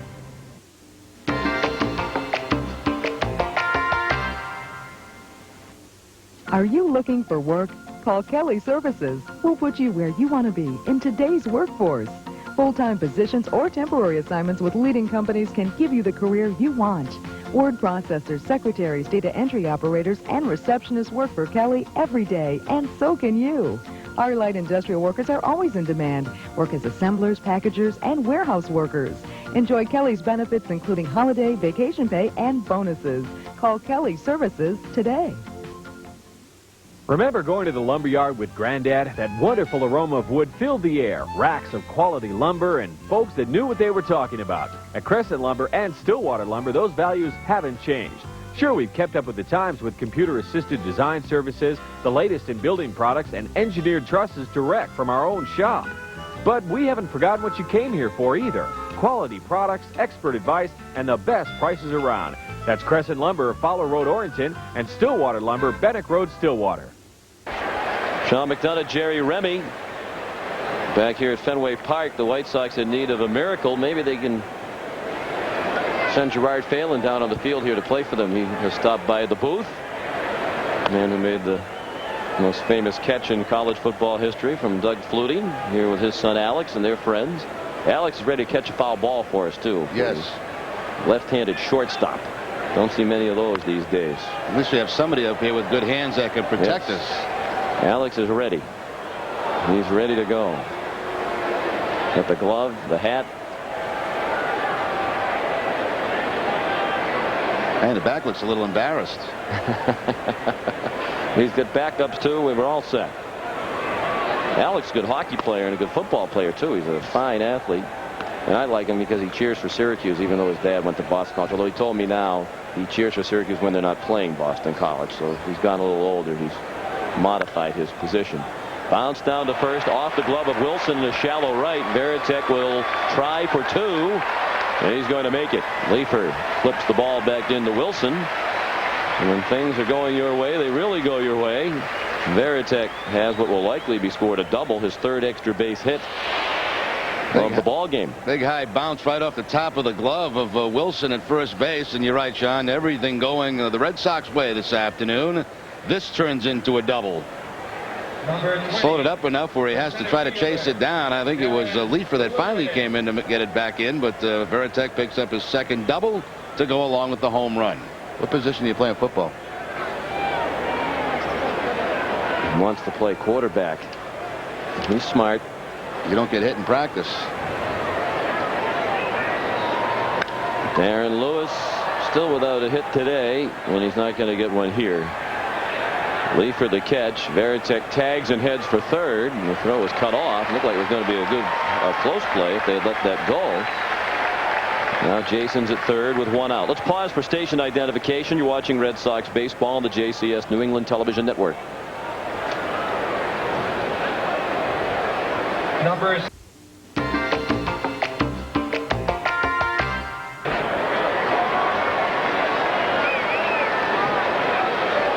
Sean McDonough with Jerry Remy, along with our designated foul ball catcher Alex Phelan.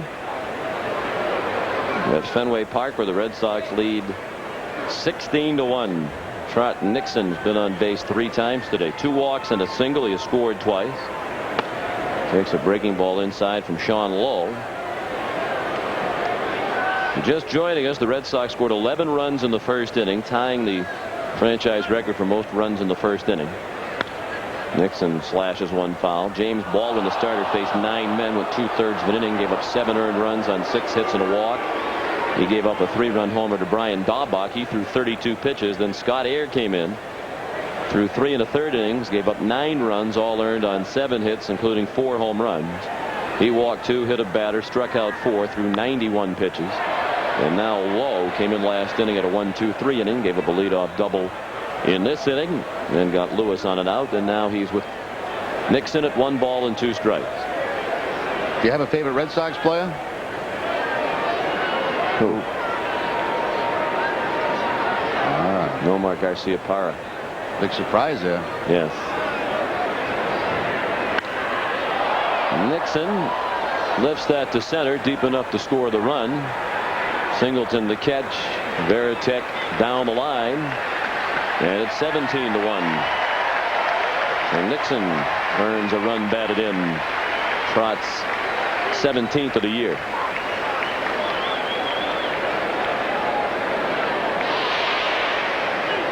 Fastball up in the zone. A good pitch for Nixon to lift. Nixon wanted the base hit, but they'll end up with a sacrifice fly. 17 runs, 14 hits, and no errors for the Red Sox. And Jose Hoffman up for the 5th time in 6 innings. He batted twice in the first. He doubled and walked and scored twice in the first. Since then he has struck out, reached on a throwing error by the 3rd baseman Norton. Ball and a strike on Jose. And a ball low from Sean Lowe.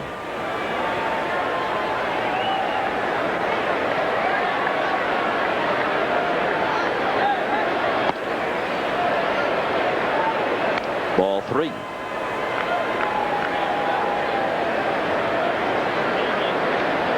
The Yankees won earlier today 7-4 over Baltimore, so the Red Sox need to win this one and remain a game out. And that's ball 4, close but a ball.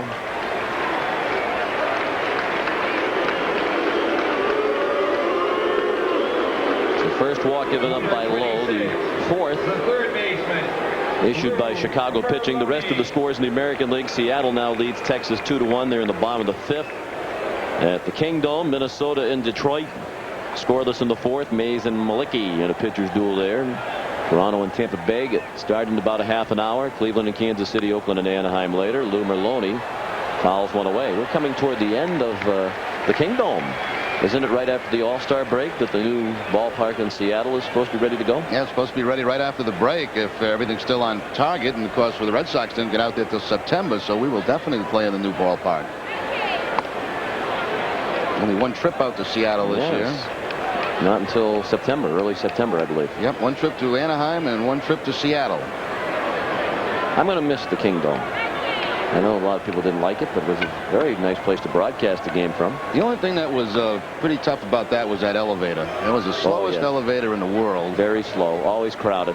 And maybe they'll bring that to the new ballpark just to aggravate people. There's a very big elevator, but most of the time we opted for the stairs. Didn't mind coming down the stairs, but I didn't like going up. Lowe thought he had strike 3. You're never quite sure with Tim McClellan. You need to give him time to get up out of that crouch.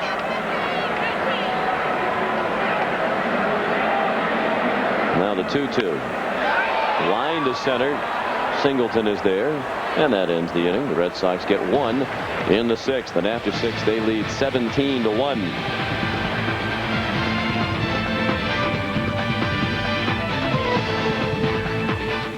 Eyes of a puppy dog, lips made for sin. You're not dreaming. I'm for real. We got a call.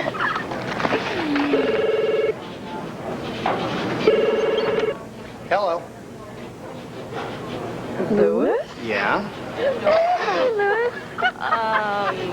Want to get away? Southwest has your ticket to freedom with Southwest Airlines fun fares that begin at $39. You are now free to move about the country. Chevrolet cars are trusted by more Americans than any other. Chevy trucks are the most dependable, longest lasting on the road. If that's not enough reason to own a Chevrolet car or truck, then this definitely is. The great summer drive-in from Chevrolet. You can get behind the wheel of a 99 Chevy Venture or Malibu and get $1,500 cash back or low APR financing. Or check out other offers on 99 Cavaliers, Blazers, S10 pickups, and more. It's Chevrolet's great summer drive-in. See your local Chevrolet dealer today.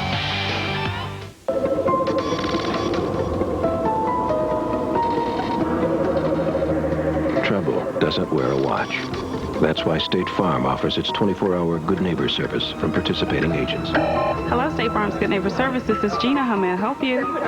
Sure, I can help you with that. So you can call your agent's office at any time, day or night, to start a claim, ask a question, and get the help you need.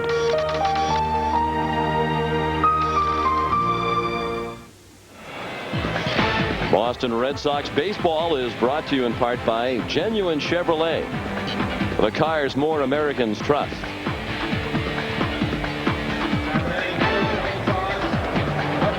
Well, Alex Phelan with his dad Gerard left just in the nick of time because Alex was telling us that he also knows karate and he was starting to rough us up a little bit.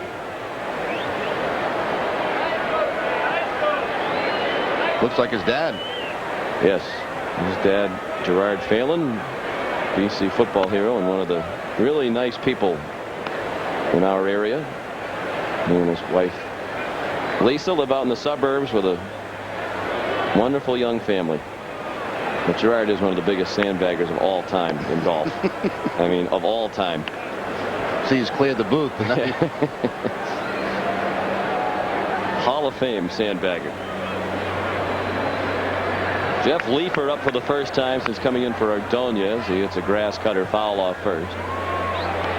That attendant down there in right field starting to make a little name for himself too. You know, if he keeps going, we're actually going to get him a good looking outfit. Yeah, and he didn't take a day off. Anthony Well, maybe that's part of his contract. I don't know. He gets a certain amount of clothing deal. Anthony. Swing and a miss. Leifer goes down swinging. Wasden's retired all 4 men he has faced.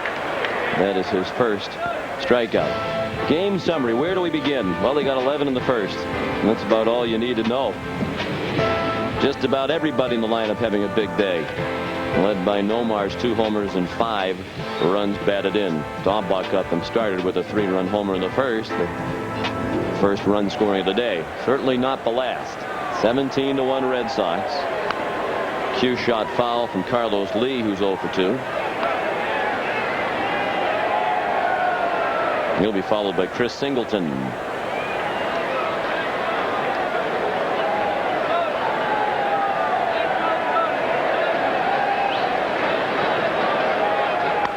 Look out. Back in our direction. And just after we lost Alex, we don't need a foul ball in the booth. Sounded like a hard ricochet off the 600 club. Yes. That'll rattle him around down there. Have you ever watched a game down in there? No, never have. Nor have I. It's very nice down there. When we try to sneak in, they say, "What are you doing here?" Yeah, I've been to a few functions in the 600 club, but never there to watch a game. And they just throw me out. They know I don't belong.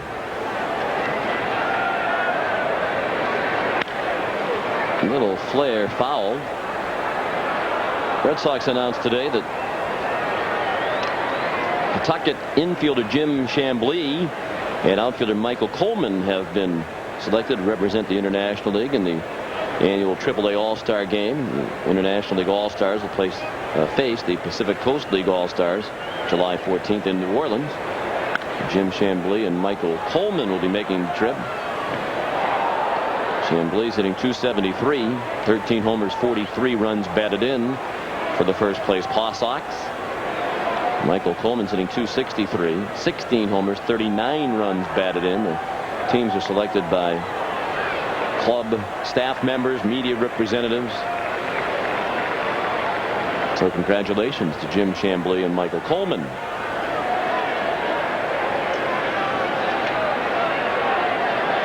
1-2 pitch. Hit in the air in center field. And Lewis has it. 2 down. 5 in a row retired by Wasden. Pedro retired the last 5 White Sox hitters he faced. So that's 10 straight up and down for Chicago. Number 12, the center fielder, Chris Singleton. Here's Chris Singleton. Provided the White Sox with their only run. A homer over the bullpen and right in the second off Pedro Martinez.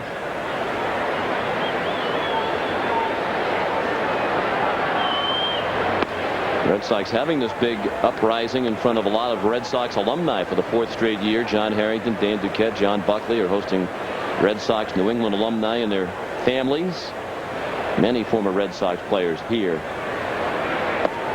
today, including Rick Miller, former manager Joe Morgan, Eddie Pellegrini's here, Johnny Pesky, Rico Petrocelli, Dick Raditz, Gary Wazlewski, John Kennedy, Walt Dropo, Billy Canigliaro, Dom DiMaggio's here, and many others all enjoying the game.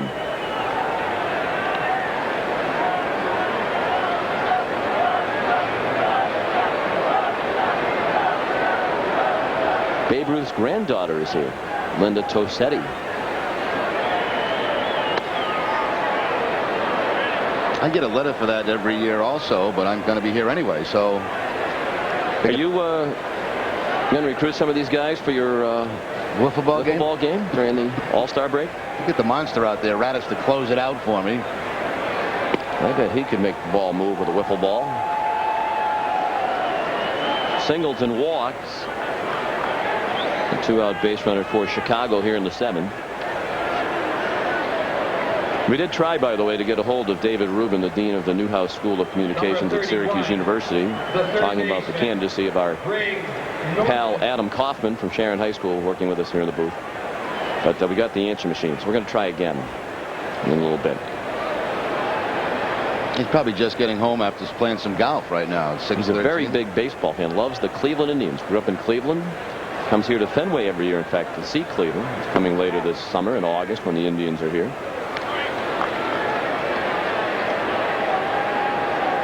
Greg Norton, the batter. He is fly to right and struck out. 17-1 Boston in the 7th.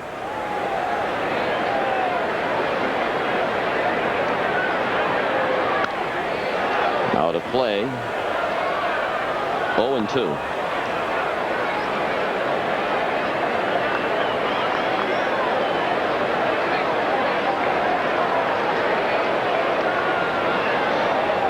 Any other news and notes? Well, I hope they had a lot of food in that box for the alumni today. There were some good eaters in that group.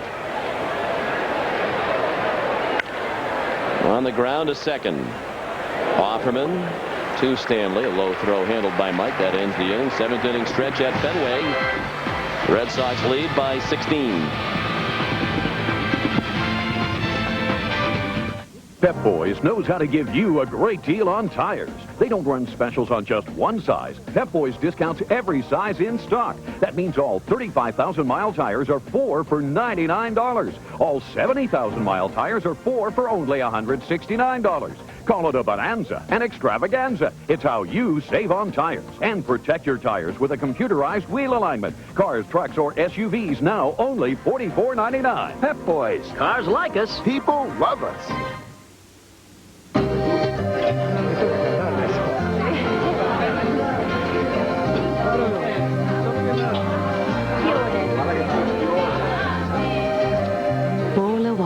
Of Italy. Open up. Planning a summer vacation? We can help. Now get a $1,000 cash allowance, 1.9 financing, or a great lease rate on a Dodge Caravan. And for a limited time, when you buy or lease a Caravan from new dealer stock, you'll also get a prepaid Gulf oil coupon book good for up to 3,000 highway miles of Gulf gasoline. Gulf, a name you know, a name you can trust. See your New England Dodge dealer and see why America's best-selling minivan might well be America's best vacation minivan. Back at Fenway, 7th inning stretch. 17-1, the Red Sox have the lead. This copyrighted telecast is presented by authority of the Boston Red Sox, may not be reproduced or retransmitted in any form. The accounts and descriptions of this game may not be disseminated without the express written consent of the Boston Red Sox. No dissemination, please. We know someone who doesn't want to tape this illegally. Several someones, all of them in the Chicago dugout. We're with the bride. Where is the bride?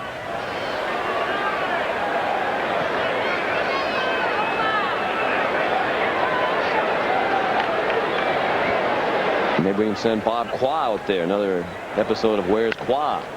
Reggie Jefferson lines one foul. Maybe that's the problem. Maybe he took off with the bride.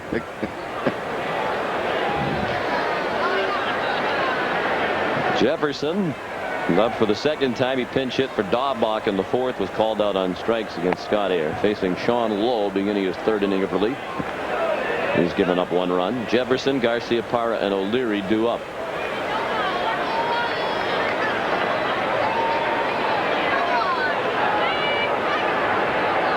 And in baseball, is there any way to call off the dogs? You know, sometimes in other sports, football, you don't run it up. Or hockey, you know, you may almost not even try to shoot on the goal. But in baseball, it's kind of tough. No, you're up there. You're still trying to get your base hits. You obviously stop any kind of running game you might have.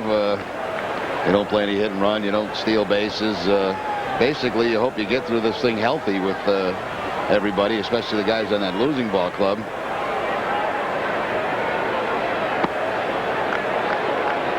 Sometimes you'll get a few yelling, a little bit of yelling out of the losing dugout if a pitcher starts guys off with a changeup or a curveball. You know, throw the fastball. You get a 19-run lead, whatever. But you know, they can't do that, obviously. Line, and is it caught? Yes, it is. Mike Caruso, a nice play. Now Nomar, who finished off the 11-run first inning with a 2-run homer.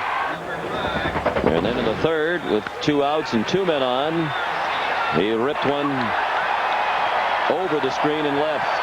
did some damage in the parking lot across Ted Williams' way. 2 for 4 for Nomar, 2 homers, 5 runs batted in. Facing low for the second time, he grounded out against Sean. Back in the 5th, foul ball to the screen. 1 strike on Garcia Parra. One other thing you don't do when you have this kind of a lead is try to bunt for a base hit. That would cause World War III. Yes.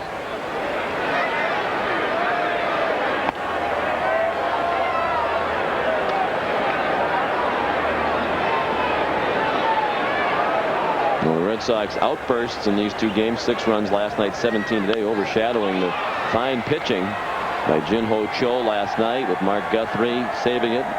Pedro and John Wasden cruising along today. Garcia Parra out on the fly ball to center. 2 outs. There's Jin-Ho Cho. He's won 2 starts in a row now. Number 25, the left fielder, Troy O'Leary. Haven't heard much lately about Juan Pena. Makes you wonder what's happening with him. We're going to have to last I heard he was investigative research before tomorrow. Back down in Fort Myers, still having some trouble with the shoulder, I guess. Not too bad. He pitched a couple of great games for the Red Sox. Sure did. Fun to watch pitch. Troy O'Leary up there. Well, they're having some fun in the bleachers out there. We don't know if it is involving that wedding party, but there are a lot of people up there in the center field bleachers who are standing and singing. And hot place to be today. They're right in the blistering sun. Check swinging a foul ball. Maybe we should do a game from out there one night. Remember Harry Carey did a game several years ago from Wrigley bleachers in Wrigley Field? Yeah. Troy just throws the bat at the ball, trying to dump it in shallow left center, but it's caught. And that ends the inning. Lowe has a 1-2-3 7th inning. We go to the 8th. 17-1 Red Sox.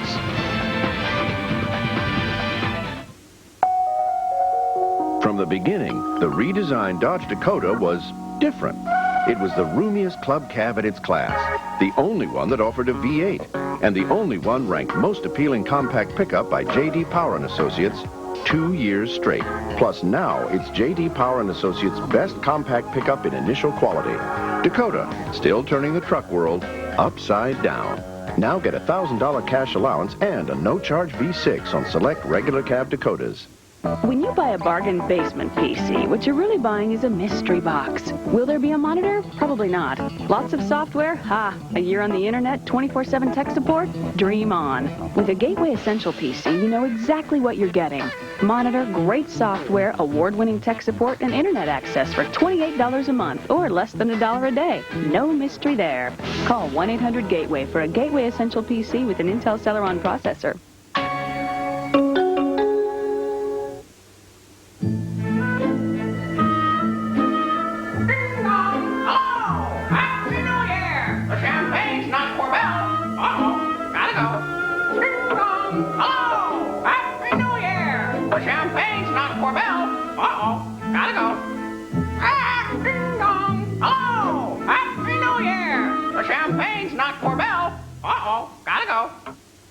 Corbel, official champagne of the Millennium Celebration. Back at Fenway, the Red Sox have the 17-1 lead as we move to the top of the 8th inning. Let's take a look at the upcoming schedule for the Red Sox. White Sox here tomorrow at 1 o'clock. That on JCS. Monday at 7. That'll be a Nesson ball game. Then the Tampa Bay Devil Rays came in for a 2-game series. The first game at 7 o'clock on Nesson Wednesday, and then 7 o'clock on Thursday on the JCS television network.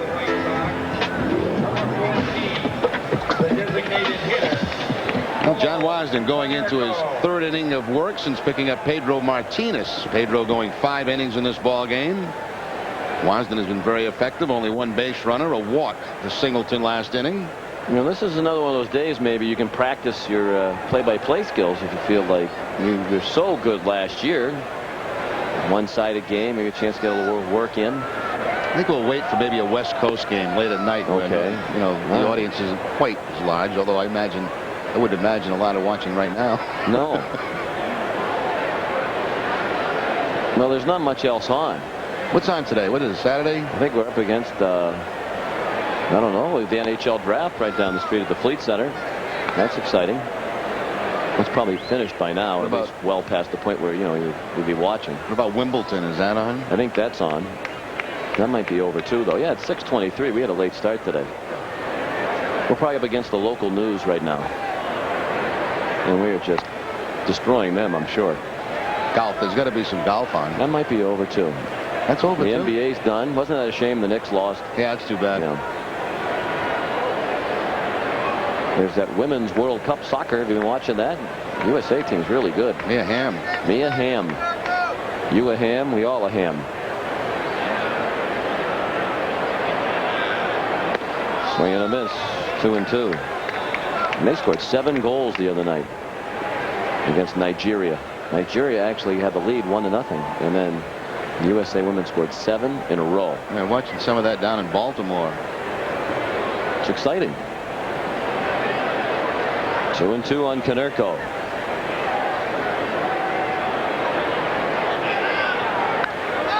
Popped up. Nomar. One out here in the 8th.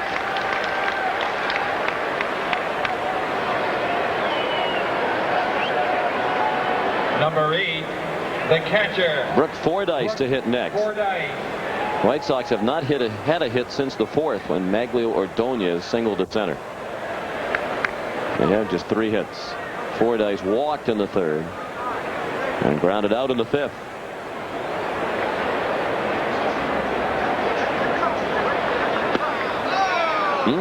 Just a little tardy on that swing. I'd imagine it might be a little bit difficult right now with the shadow situation. Pitcher and catcher and hitter and shadow. Still a little bit bright out toward that background.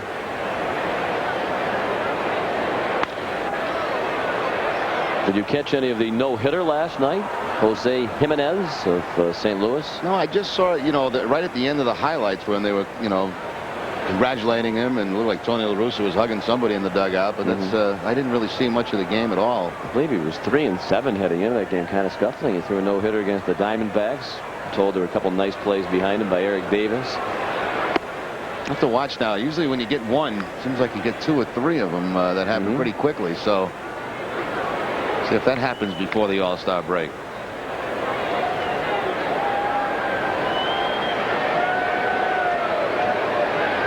Wasden with the 1-2 to Fordyce.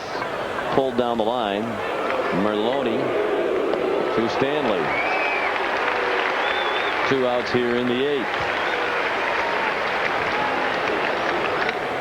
We used to call Bob Stanley Lou when the fans were booing him here at Fenway for a while. We just changed his name to Lou. The second baseman. We were talking about doing a game from the center field bleachers. It reminds the story when Harry Carey did that. Harry, I guess, was having a tough time seeing out there. He said, swing and a miss. He struck him out. No, it's a line drive down to 3rd, and it's caught. And Steve Stone had to say, no, Harry, that was a swing and a miss. And then the catcher threw the ball down to 3rd. That's a fair ball. The runner didn't even run. Leo Rodriguez out. A 1-2-3 inning for John Wasden. They go to the bottom of the 8th. 17-1 Boston.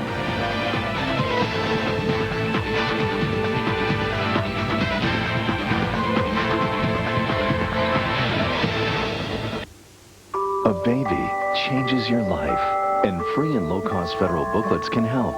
Call toll-free 1-888-8-Pueblo. Say hello to the best music on the radio. The all-new B97. For Bangor's most hit music, switch to the all-new B97. Nothing's right, I'm sorry. You're a little late. I'm already told. B97. I don't care who you are, who you are. Continuous hit music. The all-new B97. Rhino Linings is more than just truck linings.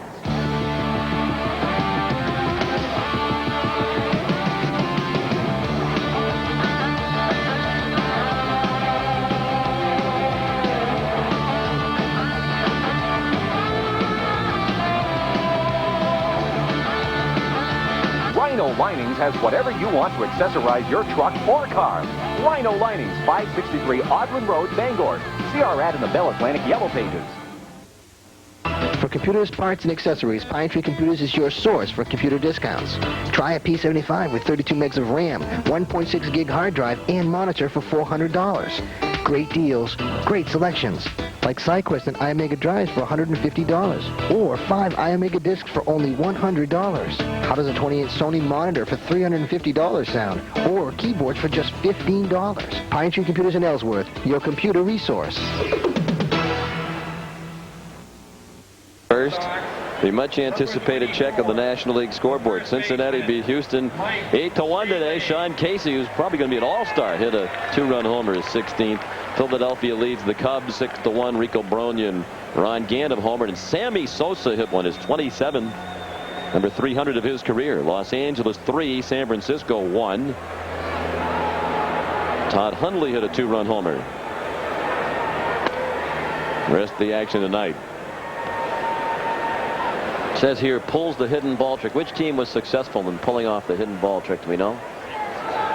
San Francisco pulled the old hidden ball trick on Perez, the pitcher.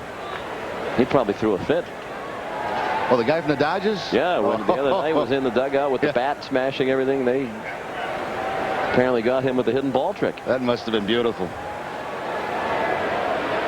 Don't see that much anymore.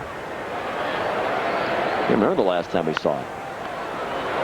Foul ball out of play to the right from Mike Stanley, who's 2 for 4, a solo homer and a double. Marty Barrett used to try that from time to time when he was here. Were you a practitioner of the hidden ball trick? No. That's the kind of thing that can also start World War III. It works once, but then you get drilled the next time you're up there. You got to be careful who you pull a hidden ball trick against.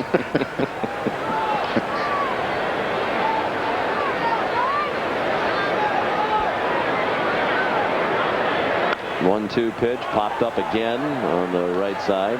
Now, is that something a team would ever talk about or practice? Or is that something just the individual players do themselves? I think it's mostly the individual player, yeah. You know, Barrett was always one of those slick guys, you know, always trying to trick somebody, and he did it a couple of times, I think. Yes.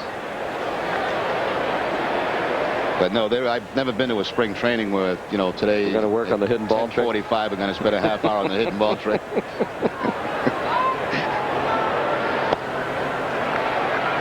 Wendell might have been good at that. Wendell would be very good at that, being a magician.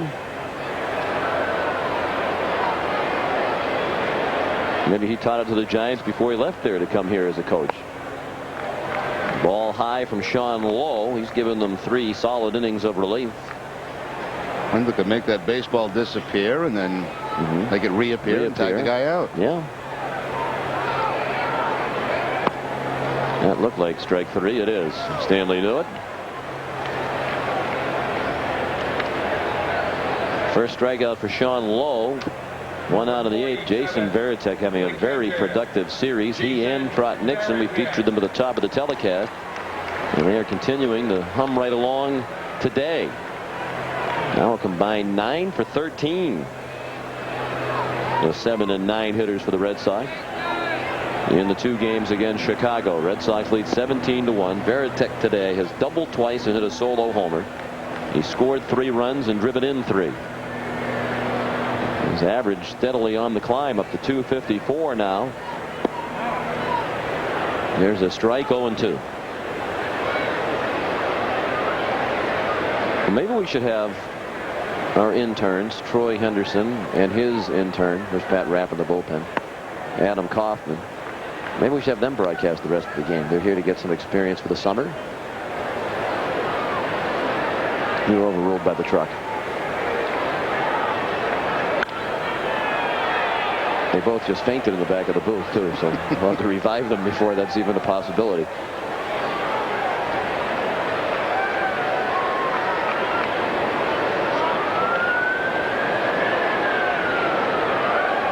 One and 2. They'd be pretty good at it. Happy that Troy is starting to lose a little bit of that southern drawl as he learns how to talk like the rest of the world's supposed to here in New England. Whoa, Caruso. Looked like he just took a right hand from Evander Holyfield, but he made the catch. I think the fans here at Fenway have been feeling a little bit today for the White Sox. They give Caruso a nice round of applause after making this catch. The center fielder. The way things have gone for Chicago, you would expect him to just drop this ball. But he's able to hold on and make a nice play after that little stumble. 2 outs now here in the 8th. Sean Lowe with this relief appearance has restored some order. Here's Darren Lewis, who's just joining us. The Red Sox got 11 runs in the first. And there's always someone, as Jerry said earlier today, it's Darren Lewis, who doesn't have a hit or a run scored. The only one in the lineup without a hit and a run scored.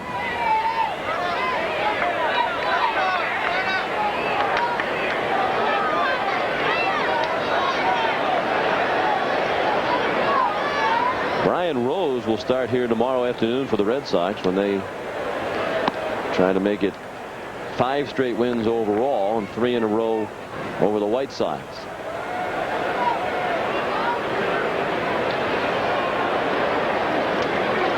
Jim Parquet will pitch for Chicago, the young left-hander from UCLA, who has 8 wins. He's pitched very well. Respectable 3.55 ERA.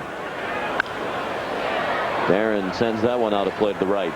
Yeah, Jim Parquet is 9th in the league in ERA. Mike Soroka, I think, also is working in this series, is 5th in the league in ERA. So 2 of their top pitchers yet to go in this series. 3-2 pitch, chop foul.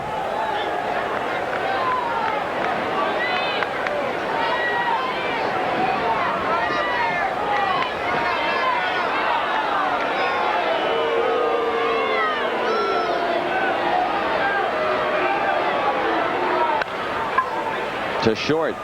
Caruso throws him out. Lowe's retired 7 in a row. Where was he earlier? We go to the 9th. Last chance for the White Sox. 16 to tie, 17 to take the lead after this. Flying to Baltimore for business?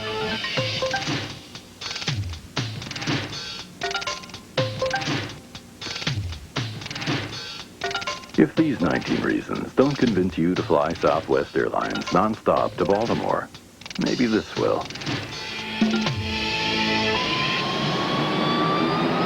Call 1-800-I-FLY-SWA.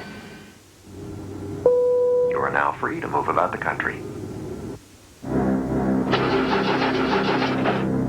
Need a battery?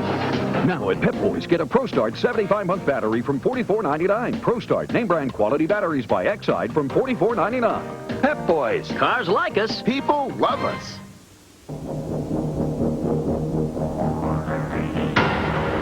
It introduced the most powerful overall line of pickups on the planet and stamped the terms V10 and Magnum Power indelibly on the face of truckdom. It kicked open the door to the next generation of pickups and made such an impression that today, this is all you have to see to know what's behind it. Boston Red Sox baseball has been brought to you in part by Southwest Airlines. With fares so low, you have the freedom to go places and do things you never thought possible. Fly Southwest Airlines. And by your friendly Dodge dealer. From cars to minivans to trucks, it's about change. The new Dodge.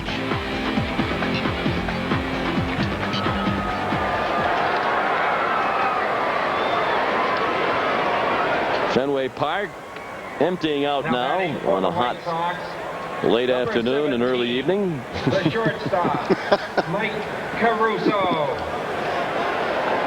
Pedro Martinez fan, all taped up. They didn't have much of a day posting the K's because Pedro went just 5 innings in this one-sided game. But the mask, the Dominican flag, the K's, they're all ready to go out there. Mike Caruso swings at the first one. And Garcia-Parra throws him out. You got to like Caruso in a game like this. He's 0 for 4.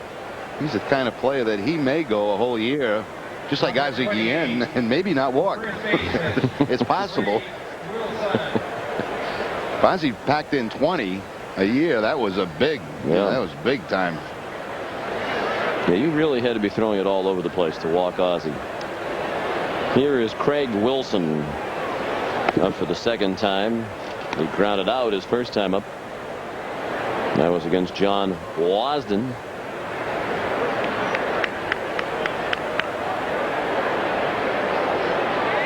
Red Sox lead 17-1. Whoa! There goes the bat right into his own dugout.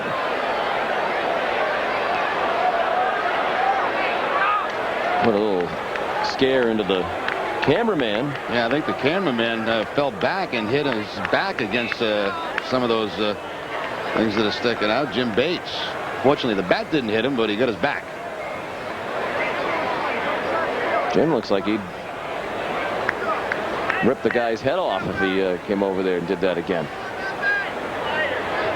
Rough him up down there. Looked like they spilled a drink at the end of the dugout, too. Been that kind of a day for the White Sox. It's about the only thing left that they haven't done. Wound one of their own with a flying bat. He managed to hang on to the bat that time. The attendance here today, 32,705. That is a sellout, the 11th of the season here at Fenway. And with the way this team is playing, there'll be many more. Lots of good seats still available for Monday night's game against Chicago and for the 2 Tampa Bay games Wednesday and Thursday. Wilson called out. And the White Sox are down to their final out. Wasden is not allowed a hit since being in this ball game. The last hit for Chicago back in the 4th inning. Maglio Ordonez off Pedro Martinez. John qualifies for a save in this situation, just as Guthrie did with his 3 innings last night. How about the year he's having? 7 Vulture wins and now this save. This is the Vulture save of all time, too. Coming in with a 15-run lead. Hold him right there.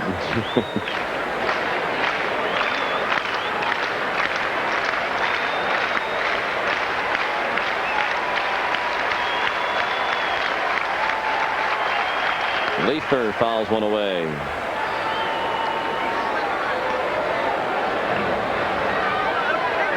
Is that the judgment of the official scorer, whether it should be a save, or is that a rule? No, it has to be. The finishing pitcher, 3 innings or more. Okay. You pitch effectively, no matter what the score. That's a save.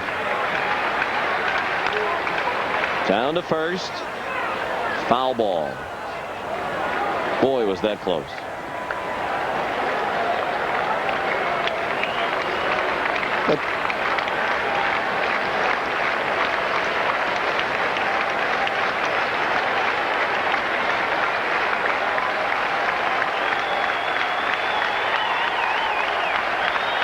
Fans want the final out. TV crew wouldn't mind it either.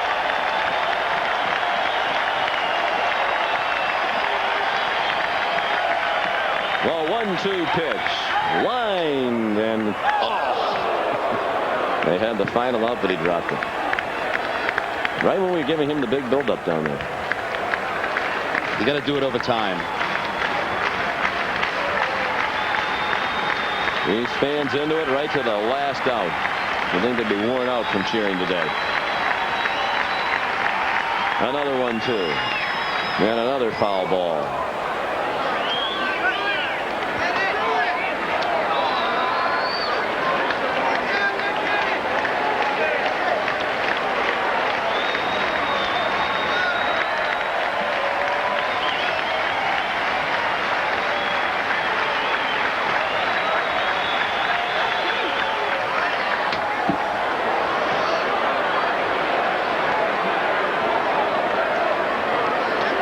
The drama builds as the clock ticks away.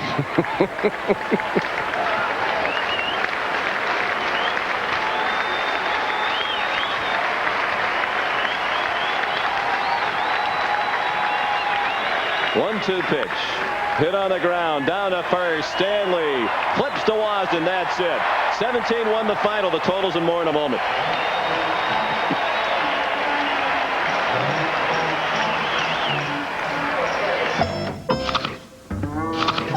Now where did that come from? Whoa! Hey, I've got bugs everywhere. Boy, you need Ortho Bug Be Gone. You said it. It kills virtually all types of harmful outdoor bugs. Guaranteed. Works on my lawn. Uh-huh. On vegetables, too? Yep. Bug Be Gone does it all. So it's all you need. Beautiful. That Bug Be Gone really works. Got bugs? Leave it to Ortho. Best have yet to get there. Mike Messina has never done it, nor has Pedro Martinez. But if Pedro wins tonight in Chicago, it will be his 15th of the season, halfway to the magical 30-win mark that has not been reached since 1968. Times have changed enough since then, though, to put that milestone virtually out of reach. Steve Hurt puts that all in focus. Crowd on their feet here. Got it. It's been 31 years since Major League Baseball had its last 30-game winner. That was the troubled Denny McLain, who won 31-6 for the Tigers back in 1968. But in my opinion, in today's baseball, it would be more difficult for a pitcher to win 30 games in a season than it would be for a hitter, such as Tony Fernandez, to bat 400. First, let's go back to 1968. McLain made 41 starts that season, including 26 on 3 days rest and 3 starts on 2 days rest. He had no wins in his first 2 starts, which were both no decisions, or in his last 2, a no decision and a loss. But in between, he had 31 wins in 37 starts. But McLain pitched in a 4-man rotation, which has gone the way of the Sunday doubleheader and Ladies' Day.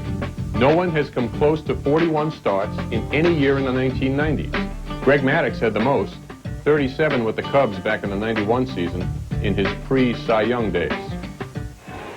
2 balls and 2 strikes. Strikeout number 14. And not only does Martinez operate in a 5-man rotation, but Jimmy Williams has been disinclined to move him up ahead of teammates when there's an off day. Martinez was moved up twice in April, but on 6 occasions since then, when he could have been moved up, he got an extra day's rest instead. It seems that Martinez will make about 36 starts this season, which obviously leaves little room for error. In the early 1970s, when several teams still used 4-man rotations, there were 6 pitchers who earned their 15th win before their team reached the halfway mark of the season. But none of these pitchers finished with as many as 25 wins that season, much less 30. Now get ready for some numbers. If Martinez wins today, strike 3 call. It would become only the 2nd pitcher in the past 23 years to reach 15 wins by his team's 81st game, the halfway mark. Who was the other? Does the nickname One Tough Dominican ring a bell?